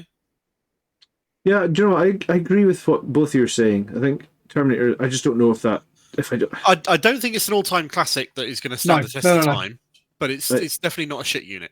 I'm just worried about the points on those units at the moment. That's my only thoughts. It's 500 points. A unit like a unit of Terminators in a Land Raider is 500 points. Yeah. Okay. And it'll be a threat. Yeah, I think it's more of a threat than the 500 points that Dante and the unit Sanguinor Guard cost at the moment. Oh yeah, totally. No, I would agree with that. I'm just trying to so in my Repulsor I've got 3 Blade Guard veterans, which is arguably a lot less threat, sure, but I'm 290 points. Or so comparably 3 Predator Annihilators are 500 points, 3 Lancers are 500 points. Yeah. 2 Vindicators land speed are 500 points. Yeah. Like, if I had 2 Repulsors, I might actually run 2 Repulsors each with 3 Blade Guard in them, just because the Repulsor is a fucking pain in the arse for the opponent to get rid of, because of the toughness 12. Same as Land Raider, toughness 12 is just a pain in the arse. Like, they've put a lot of firepower into it, and as Marines, you can smokescreen it, you can Armor of Contempt it. Sometimes if you use both, they're just like, oh shit, now we can't kill it this turn, and it's like, well, that was 2 CP well spent. Yeah. Totally. So, yeah, I don't think that the Terminator Blob is the best thing in the world at all, but it's fun. But it's quite fun. I think it can be quite effective, and I'm not totally sold on Blade Guard. I think I still prefer Terminators. I just wish you could run units of 3 Terminators, and then if you could run 3 Terminators or Blade Guard come in 5s, I think that'd be much more comparable. I think you're right. Yeah. Okay. So it swings and roundabouts at the moment. I've only got 1 melee unit in my army, and it's that at the moment. Whether that sticks in or not, I don't know. I haven't played enough games with the army, in all honesty. Okay. All right. Yeah, let's go. What's next? Yeah. Oh, Gladius. Oh, a little bit of Gladius stuff. Tell you why. I mean, just so that people know that if you do want to give up the Sons of Sanguinius stuff, you can still play Blood Angels and Gladiators. And obviously you get the 3 different... I pronounce that as like a cross between Gladiator and Gladius, as if you can't make your mind up which word you're trying to say. I'm really bad at English, man. Devastator Doctrine is amazing for turn 1. You just move all your tanks forward, advance all of them, and then shoot them like there's no penalty. Tactical Doctrine is then amazing late in the game when you're stuck in combat and you want to reposition, or you want to fall back a bunch of tanks and shoot and then recharge, get tank shock again. And Assault Doctrine is what I've been using typically in turn 2. So like Blood Angels now, if you've advanced all your tanks and transports and stuff in turn 1, turn 2, pop the guys out and advance and charge. And I guess if your Land Raider moved, right? And then you did the 3-inch disembark. If I disembark 3, move 6, and then advance, that's very similar at that point with the Blade Guard, right? Yeah. So if I call Assault Doctrine in turn 2, that's why I think maybe the 90-point tax. And on Assault round is less relevant to you. I was going to say, can Terminators go inside a Repulsor? Because they can, you could do the same thing and save 90 points if you've got one. Yeah, you can. Yes, you can. So you'd move your Terminator, you disembark 3, you'd move 5. I actually don't own a Repulsor because they're ugly as shit. Okay. Well, I never bought one because at the time they were pretty crap, and Primaris were all, we're going to be new kids on the block and just try and make Primaris stuff. And blocking all the guns together into one profile, best thing about 10th edition. Oh yeah, totally agree. Hands down, best thing. The 1,000 guns in all different fucking random directions, just saying, right, you got 20 shots or whatever it is. They're all about strength 4. Let's get a tank and let's stick a little gun on it here, and let's stick a little gun on it here, and let's glue another little gun on it here, and glue a little gun on it here, thing. And glue a little rocket launcher there. It is one on the back because we can. It makes sense to have one on the back just in case. Yeah, I actually really like that. It's called the Defensive Array. It's 18 shot, strength 4, 0 AP, 1 damage. I was using it to wipe out sisters like there's no tomorrow last night. Adaptive strategy as well is crazy good. So Yep, you could put totally any unit into any doctrine that you want, even if you've already had that doctrine selected into this battle. And again, if you've got those captains, this is why captains are so good. If the captain's attached, then you can do this to multiple units. So I don't know, your captain needs to fall back and charge, your captain needs to advance and charge. Across multiple different units. It's just really flexible. A number of their other strats have extra benefits if you're in the right doctrine at the time, which is really good, and we're not about to see them. So, so I guess we can... Codex Space Marines is coming probably in the next 3 months, so we'll do a video on Codex we're Space probably Marines. a couple of months away at this point now. I'd have thought it's been about a month since 10th. So it's touching... this is just a touch on Gladius, but if you're struggling to win in Sons of Sanguinius, which I was, because I haven't won a game as Sons of Sanguinius, but now I'm 2 wins in a trot with Gladius. He's trying. I've tried to change it now. Gladius? I don't know what it is. It's Gladius. Gladius. Okay. There's no A in there. I don't even know I was saying it before. In there, but there's no second A in there. There's no A in it, except for the A that is there, but there's no extra A's in it. Shut up, Tony. Right, so... To round this off, or maybe round this off, I'm not sure if it's the last thing we did or not, we all made a starter list with the idea of if you are getting started with Blood Angels, then you'd start with a basis of some models from either the 9th Ed Indomitus box or the new 10th Ed Leviathan box or just a mismatch of stuff, and where we'd expand it from there with an eye to increasing your army with things that would be useful and then going up to 2,000 points. These aren't optimized tournament lists or something. This is like, I really like the idea of playing Blood Angels. Where do I get started? Here are 3 different ways you could get started depending on what you've already bought or what you're planning on buying. Yeah, and what might be useful for you throughout the entirety of your hobby over the next few years of 10th edition, how it goes. Yeah. So who's first? It'll be me. Tony's first. All right. Tony's not first. John's That's first. This is so my army starts with the Blood Angels Combat Patrol, which I realise now I should have put a picture of, but I believe the Blood Angels Combat Patrol comes with the Primaris Librarian. You did put a picture of it. Is it just not there? This page 15. There we go. Yes. Okay. Cool. So Intercessors, Primaris Librarian, Aggressors, an Impulsor, and Incursors. Okay, so that's... Which you could build as infiltrators if you wanted to. Okay, yeah, okay. So I try to build this from this, which is very infantry focused, into 1,000 points. So I added a Primaris Captain. I've been saying all day how good they are. I added Assault Squad with jump packs, because they're fast, they're mobile, they do mortal wounds on the charge. They're nice to have. They're a very useful unit. Blade Guard, because I figured 6 Blade Guard go nicely in that Impulsor, and I want to get Blade Guard across the battlefield. Yeah. And I added a Gladiator Lancer because everybody knows they are dedicated armor anti-tank. Sorry, if we're just going to 1,000 points, I don't know how much anti-tank we need.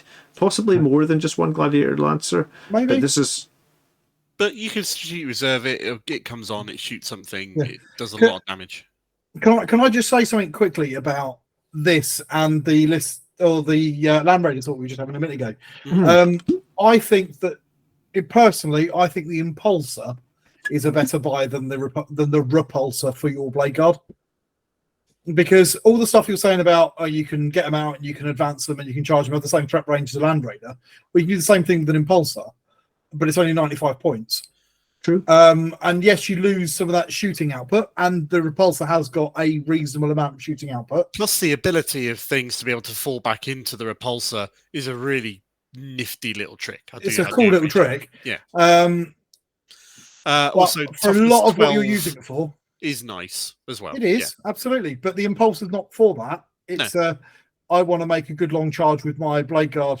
And like have John was saying about, wounds while doing and have some ablative wounds before I do that. 95 points, and they're not that squishy as a target. I think that maybe running an Impulsor full of Blade Guard is a possibly better choice than a Repulsor. Okay, it's definitely an alternate choice. Yeah, put it out there. You can have a couple of good guns on top. Yeah, it's very cheap. You know, for the same cost as your repulsor with 3 blade guard, you can have an impulsor with 6 blade guard. Mhm. More or less, roughly. This is And if you're looking for melee output, there's more of it. Double. This is a very solid take all comers starting list. We've got the cost if you're to buy it from a third party reseller that is our affiliate Element Games on there as well. So that's kind of an entry. Why have you gone with incursors over infiltrators? I know, points aside. I didn't realise that the box came. You could build either or. I think I just looked at the front of the box and went, "Oh, it comes with incursors." So, Plus, I think, as if I recall correctly, you do really rate the incursor's ability to give +1 to hit. I do, and they have sustained hits in melee. I mean, like, you don't think their melee's any good, but they do have sustained hits 1. So, I mean, like, 5 of them in melee. I think last night, again, they carved up, like, a Sisters of Battle squad pretty effectively, just because hit on 3s, wound on 3s, sustained hits 1. So, incursors are decent damage output units. And if you build the aggressors as bolter aggressors rather than flamer ones, the +1 to hit on the incursors makes them put out a shockingly large amount of firepower. Yeah. I'm a huge fan of infiltrators, but they are very expensive at the moment. What are they, 95 or 100 at the moment? I think they're 115, weren't they? I've got off the top No, heavy intercessors 115. Heavy units says 115. Oh, I might be wrong then. Infill. Traitors. Unit composition. 90 points. Oh, there we go. Oh, they're really So same amount of points. Same amount of points, yeah. I thought they were more for some reason. You can probably just switch those out for infiltrators then if you think there's more value in that. It would be Which do you think are better? Probably as a resident proper expert in this. I mean, for the infiltrators are going to be better in most lists unless you've got a clear purpose to bring the incursors. Remember, the incursors, if they shoot something, everything else that shoots that gets +1 to hit. So if you're bringing, like, the reason I'm bringing them in my list is I'm bringing 10 fucking tanks. So then cursors shoot a unit, I get +1 to hit for all those tanks on that unit. Hitting on 2s. Yeah, and that means I can put my oath on a different target, and then I've got like 2 really reliable targets I can deal damage into. So, that's my door. I'll be back in a sec. No worries. I agree that I think infiltrators would be the better choice as a standalone unit in and of themselves. But he's right in that incursors will have better synergy if you're building a list for firepower. Yeah.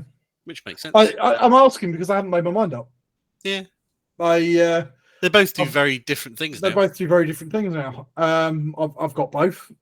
Yeah. And which one to use, I genuinely don't know. Oh. Sounds fair.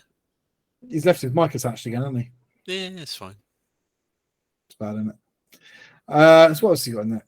Assault Squad jump packs. Do you reckon he could get a jump pack captain for the same price as that Primaris one? No. That costs another 20-30 points on top. About 20-30 points for the extra mobility. I just haven't. In 9th, I'd memorised all the points values things, and I just haven't done it yet. I'm curious as to who he joined the characters to. Yeah. Because I can't see any sensible choice. The Libby with the 4++ is probably best going with the aggressors, but I don't know if he can. He join that's Tacticus with Gravis, and that doesn't tend to be legal, so probably not. If it's 6 blade guard, then you can't fit them in the impulsors along with a character. No. Nothing can join the assault squad that's in this list, so you could join the intercessors with someone, and join the incursors with. I'm not sure you can join incursors with someone because they're Phobos and this is Tacticus. Yeah. So I'm genuinely just quickly looking up the Space Marine Index to see, because I don't think that those characters actually quite. So the Primaris captain can go with assault intercessors, blade guard, hellblasters, infernus, intercessors, and stern guard. Yeah. Librarian's probably the same. I'm just looking for the librarian at the moment. Where'd you get past 1,000 lieutenants? Primaris Librarian, Assault Intercessors, Desolation, Hellblasters, Infernus, Intercessors, and Stern Guard. So much the same. With the addition of the Desolators. So neither of those characters. The Incursors can go into the Impulsor, though. They could. I don't know why you would, No, I don't know why you would, but you could. but you could. Do they confer scout onto the? Do I recall reading something somewhere that said that a squad with scout confers it onto the transport that they're I in? think it does confer it, yeah. Yeah. Might be wrong on that, but I'm sure I've read something that it does. I don't think those two characters work. I don't think that because you can't stick them with it's a Blade Guard. It's a good base for expanding the army, but I'm not sure the internal synergy inherently in here. Yeah. Not that that's the most important thing in the world in these. No, not at all. So you got. Let's say we want to ditch the captain because we can't attach him to anything useful, and we haven't got him yet because we've got to buy him separately. Yeah. 80 points. If the squad has scouts and it embarks on a dedicated transport, and they're the only things inside the dedicated transport, that dedicated transport gets a scout ability, which is cool. You could scout it forward 6 inches or whatever it is, which would be interesting for objectiving. So yeah, let's say you've got 80 points because you ditched the captain because you can't really use him. What would you spend that on?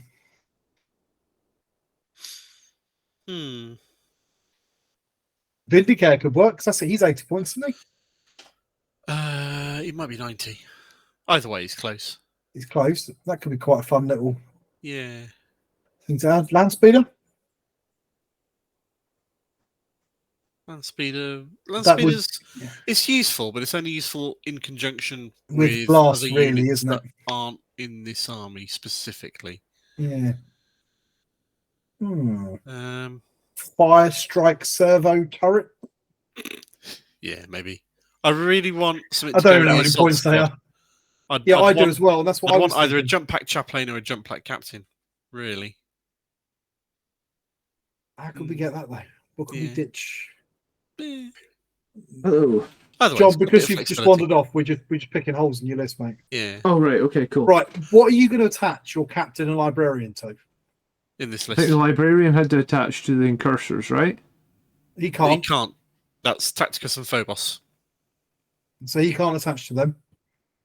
So who can he attach to from the box then? He must attach to the intercessors then. That's all he can attach to. Okay, so did I have the captain maybe attached to the Blade Guard? But if you attach him to the Blade Guard can't go in the Impulsor. Okay, so... But they could be on foot, and the Intercessors and the Libby could be in the Impulsor. Or the Incursors could be in the Impulsor. Yeah. We just thoughts that are running through our head. It's hard, man. Yeah. I mean, I don't think that Combat Patrol... I don't think that Combat Patrol was clearly not written for 10th edition. No, and even in 9th edition, it really worked. It was bad for Blood Angels. It wasn't a great Combat Patrol. But hey, anyway, I think we've lingered on this one long enough. Should we move on to the next one? Let's move on. What have we got? Who's next? Oh, mine. There we go. The basis for this one is Leviathan Space Marines. The Leviathan box and the Space Marines that you come with it.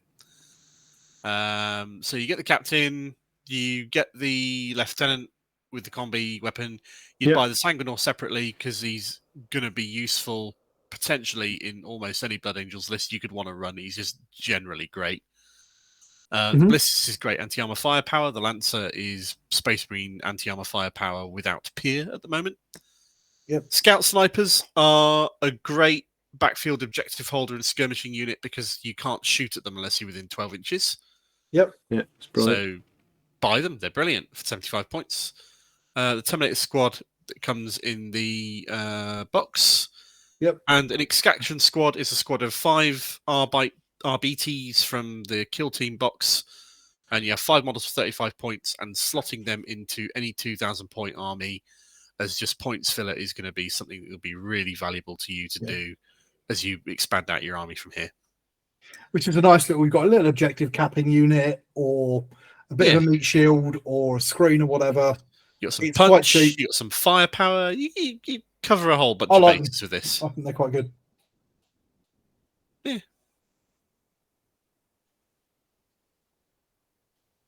Have we lost John?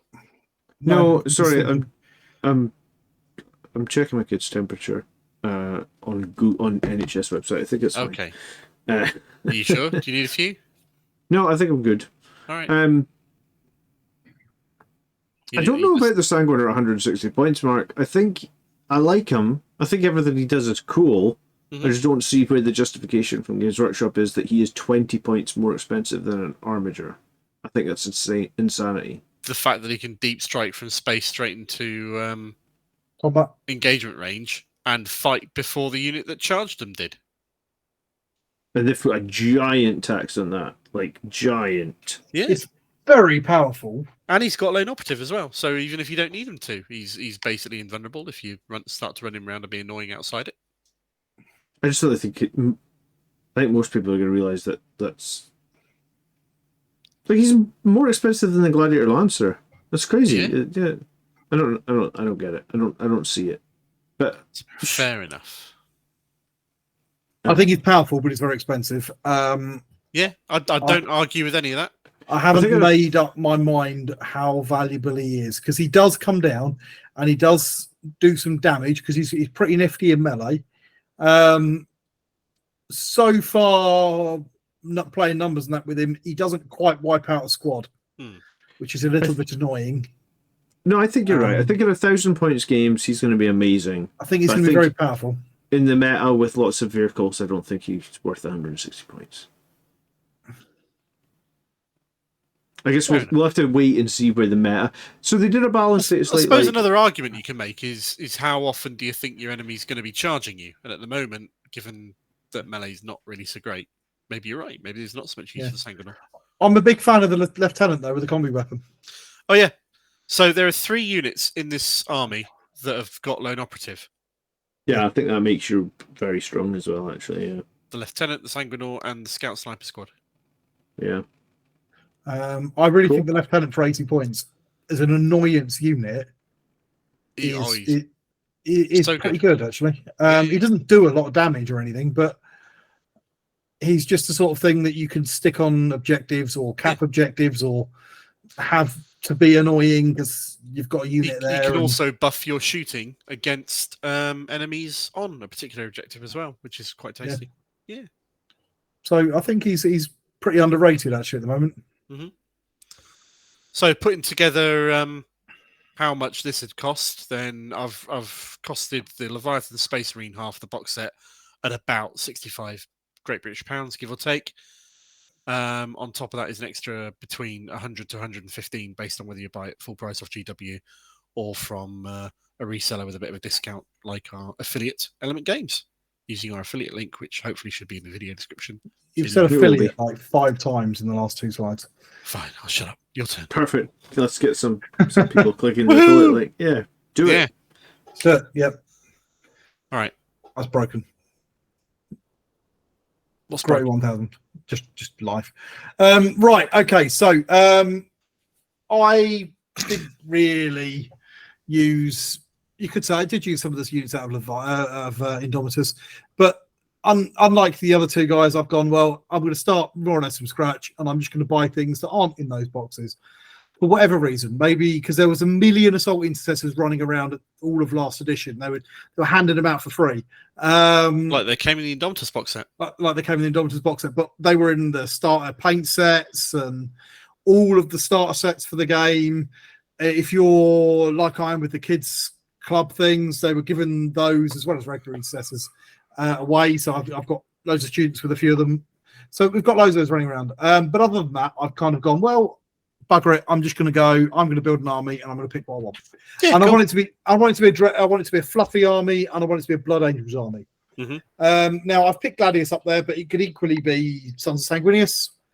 There's no reason to run either over the other than if you think that Gladius is a little bit stronger. But the things that I've picked out here aren't necessarily reliant on Gladius. Yeah, that's fair.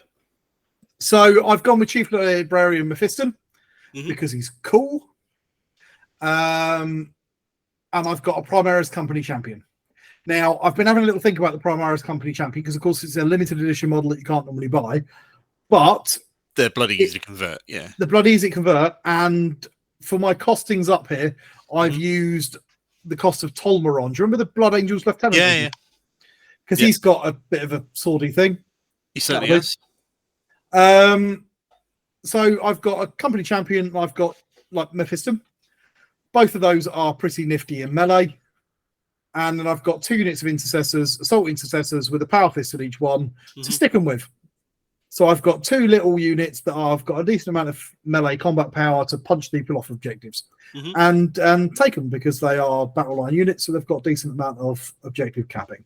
Yep. I've got some Death Company intercessors because I think that they're quite good at the moment. Weirdly, they're better at shooting than they are at melee, but whatever. And I've stuck a power fist in there because they're free. Yep.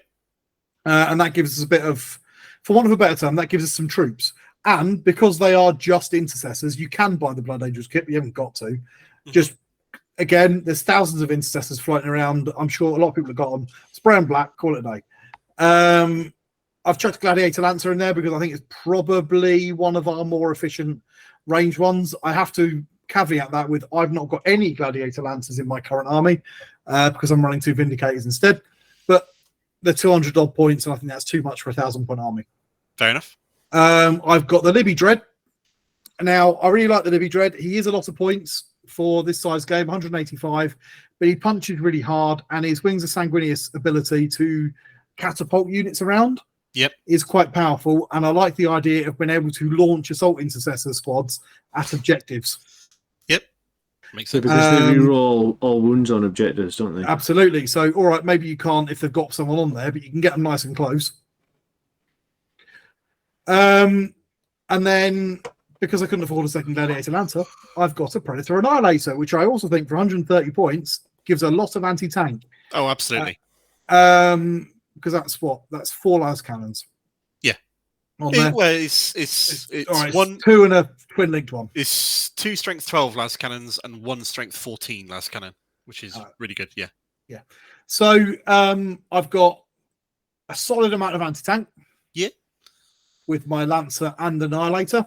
Decent amount of armor in there as well. I've got a decent amount of armor from those 2 as well. I've got the Libby Dread if somebody really wants to play who's got a bigger punchy man.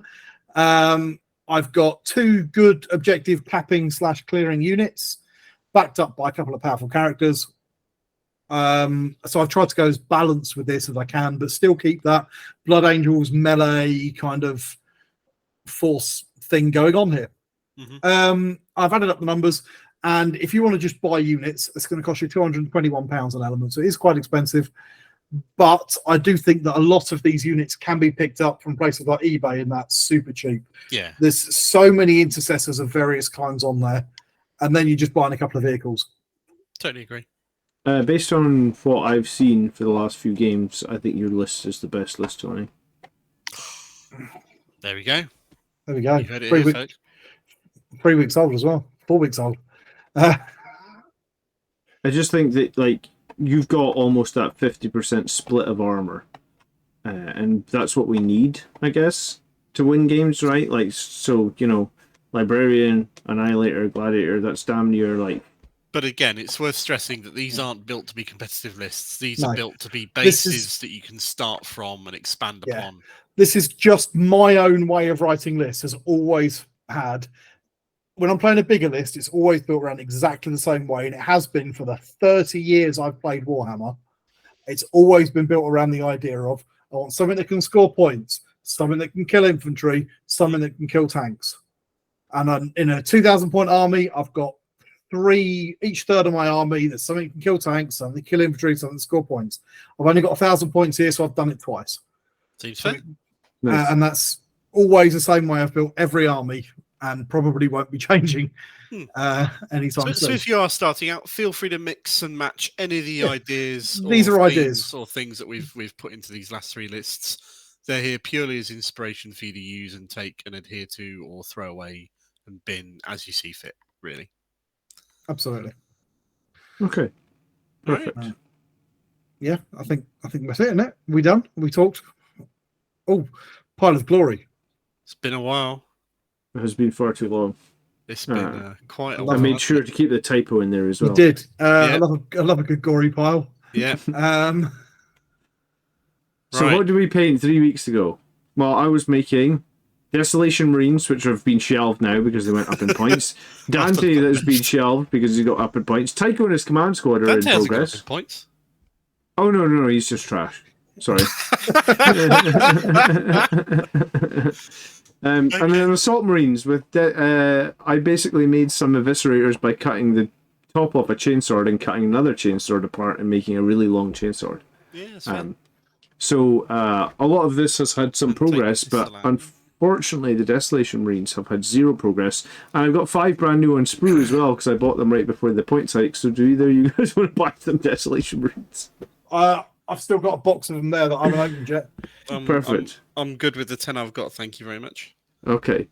1 unit is good for me. Do I spy a Inceptor in there as well?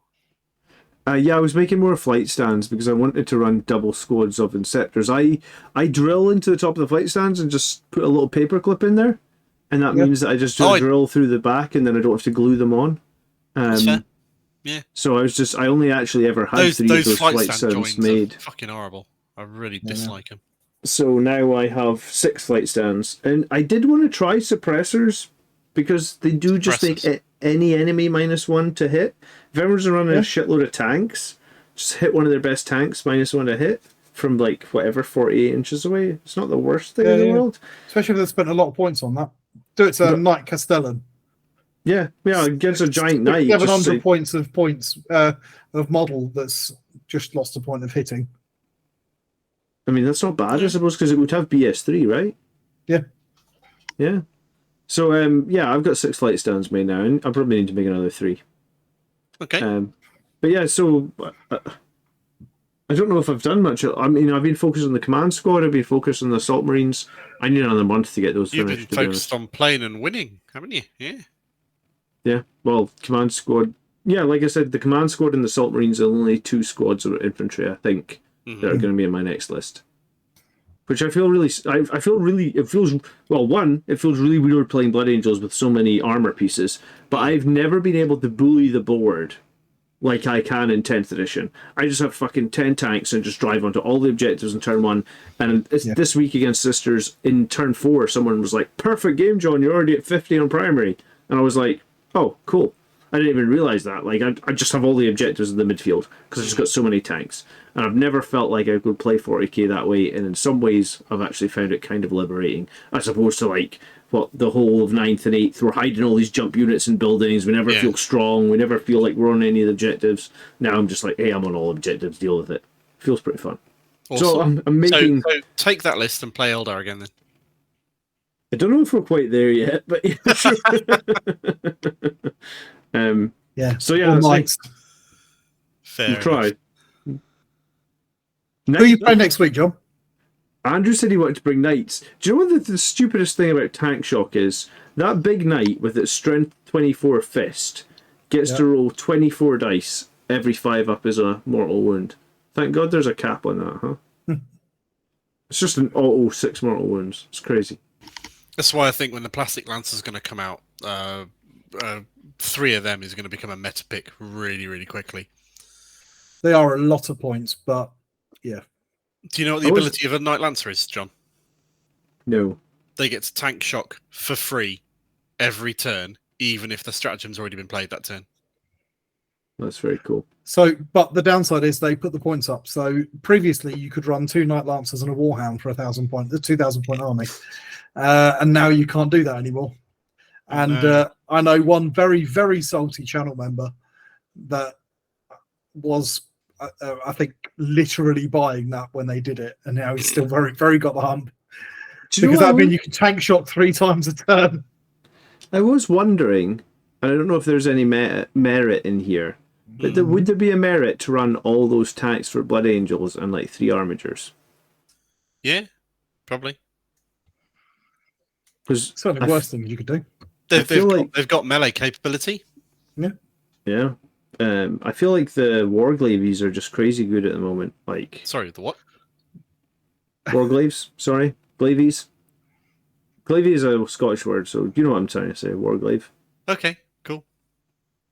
Glavie is a Scottish word. Yeah, I'm not very good at reading, honestly. I'm surprised so many people watch the channel. I'm actually really bad at English. Dude, you get to put across what you need to put across. It's exactly. You know what I'm piss at you with. I'm sorry. I do apologise. No, it's fine. I'm not apologising. I'm going to keep doing it. I mildly apologise a little bit.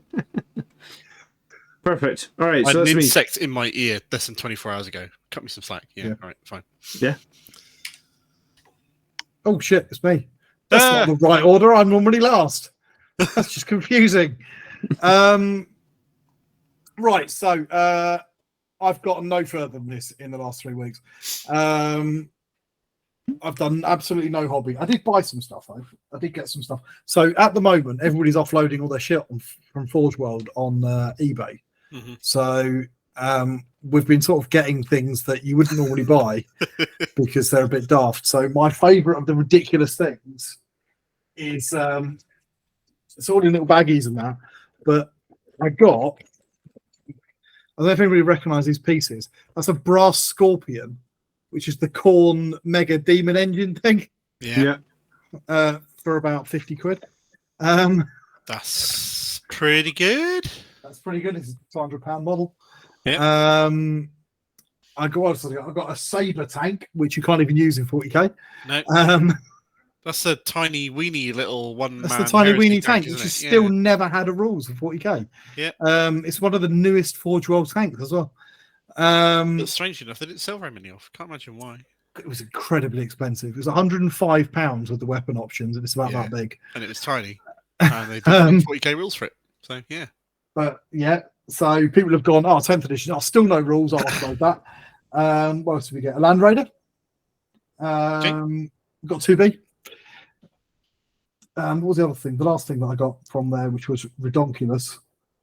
I got some more custodians, but people are just uploading these things at the moment. So if you don't want your Forge World stuff, then I'll have that.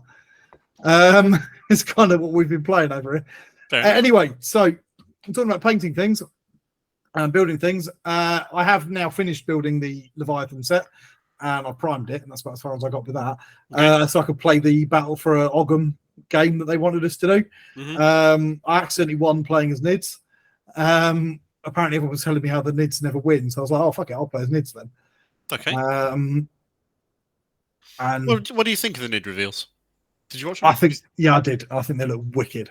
They do. I think most of them look cool. Yeah. I really like them. I genuinely really like them. The Gene Stealers, I was hoping for. They've kept a little bit of the goofiness, but I think actually they've got a bit too much goofiness in those ones. They're probably my least favourite of the new reveals. Okay. But the lictors look great. The big thingies, the Norn emissary and thing. Yeah, just looks great. So I'm quite excited for those. So yeah, I built all the Leviathan stuff and I've played out that game. Then the other couple of things on there, the only real painting that I've been up to, it's now quite a few weeks old, I suppose. We had the review of the Dark Paint to go out, and I painted that dwarfy fellow using more or less, not entirely, but pretty much just the Dark Star metallics to try them out. That was a lot of fun. I don't want to do it again though, because painting all metallics is dull. And ironically, like a week after that or a week before that, I was at another painting class with the Cult of Paint. They know you by now, do they? Yeah. You're like a regular site. I am. And it was a non-metallic metal painting class, and we all spent all day painting very little amounts of a model because NMM takes a very long time with Andy Wardle. And there is a bigger picture, but that little cutout bit of that there is just showing my attempts at non-metallic metal with the other people's attempts around it. How do you and that feel was a lot of fun. I think it's a great course. It needs a lot of refining and things like that. The model does. The model's nowhere near something that you'd want to look at, but it was a really interesting course about some of the ideas of the way that the bounce highlights, because I've done non-metallic metals before quite a few times, but I've often copied other people's. So, for example, Richard Gray's done some fantastic tutorials and that, and I've looked at his models and gone, okay, well, I'm going to do that, and I've copied his locations and his highlight placements and this sort of thing. I've got somewhere which I'm going to try and redo because I think it'll be fun. The heavy metal painting book, which they released years ago, and it's got Darren Latham's original non-metallic metal Sanguinor in it. Okay.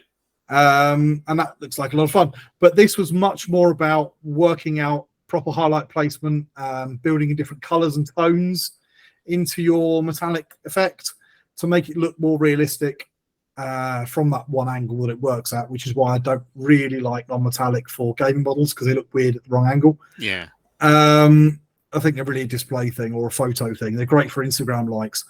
But so that was really quite interesting looking at that technical aspect of non-metallics rather than just the if you paint like this, it will look good that you get from a lot of YouTube-y sorts of things. And it was very interesting also listening to Andy Wardle talking about it and saying about like, well, yeah, this is the one that won the gold at the Golden Demon. And if you look at it like that, it looks shit. and it does, to be honest, it does. It looks dreadful in the hand because it's designed to be looked at from a very specific angle under very specific lighting conditions. It's going to get all the Instagram likes in the world, but if you want to play with it on your table, it doesn't look all that great. And metallic paints look better, which I know is a controversial opinion, and that's going to get us some comments in the thing, mate. But it was really interesting listening to like arguably one of the world's best at doing it, saying that it's not for gaming models, not just because it takes forever. Yeah. It's for Instagram likes and things like that. And he insists that you don't need it to win a Golden Demon. So there you go. Cool. You heard it here probably 20 or 30th time. Certainly not first. So yeah, that's what I've been doing, and I've done absolutely bugger all else because I've got a 4-month-old baby and I'm in the last month of the school term in a job that I'm just changing. So way too busy to have fun. A few painting, things on your sadly. mind. Yeah, that's fair. Sadly, no time off. I've not even finished playing Bolt Gun. Oh, join the club. I haven't finished it either. I'm like 2 or 3 levels into that as well myself. I've not gotten too far, but it is fun to play. It's worth it. That's brilliant. What have you been doing, Mark? So this is shit that I've been building and undercoating and spraying and getting ready and not making much more progress on than that, really. These are some converted Desolator Marines in the middle there because I didn't want to go out and buy full proper ones. I just thought I'd convert them out of cheap intercessors instead, along with some rocket launch pods. Some of the models that are built from the Leviathan set. Built a couple more armigers that I'd had that needed doing because I'm wanting to play knights now because they're not shit these days, and it's an excuse for me to actually get my Porphyrion onto the table and maybe shoot some things. Screaming Killer model is gorgeous, so I did that. I prioritized that first out of the Tyranid models. Yep. The Khorne Berserker there is a new addition to my project of having one model from every army, or one sort of like base troops model from every army along display there. And then you've got the Autarch Wayleaper model, who's a key model in Eldar lists at the moment because he's cheap, he sits in the backfield, you can't shoot him because he's got lone operative, and he generates your CP. So he's pretty sort of staple unit in an Eldar army these days. Does he do any damage as well with that Reaper launcher? Well, he does what a Reaper launcher does, but that's sort of like incidental to his purpose. He's like 85 points, and he'll sit in the back, and you can't shoot him. And he'll give you 5 CP over the course of the game. Yeah, it's well worth 85 points, isn't it? Why wouldn't you? Yeah. So I was been building them and base spraying them. I like base spraying things as quickly as I can because I don't like grey plastic look. But getting more on them from there is like a lot more effort. So it's really easy to spray a whole bunch of stuff. So I'll just spray a whole bunch of stuff. What red you spraying on there? Because that's not Mephiston red, is it? That is the Army Painter Dragon Red spray paint. Dragon red. Okay. Yeah.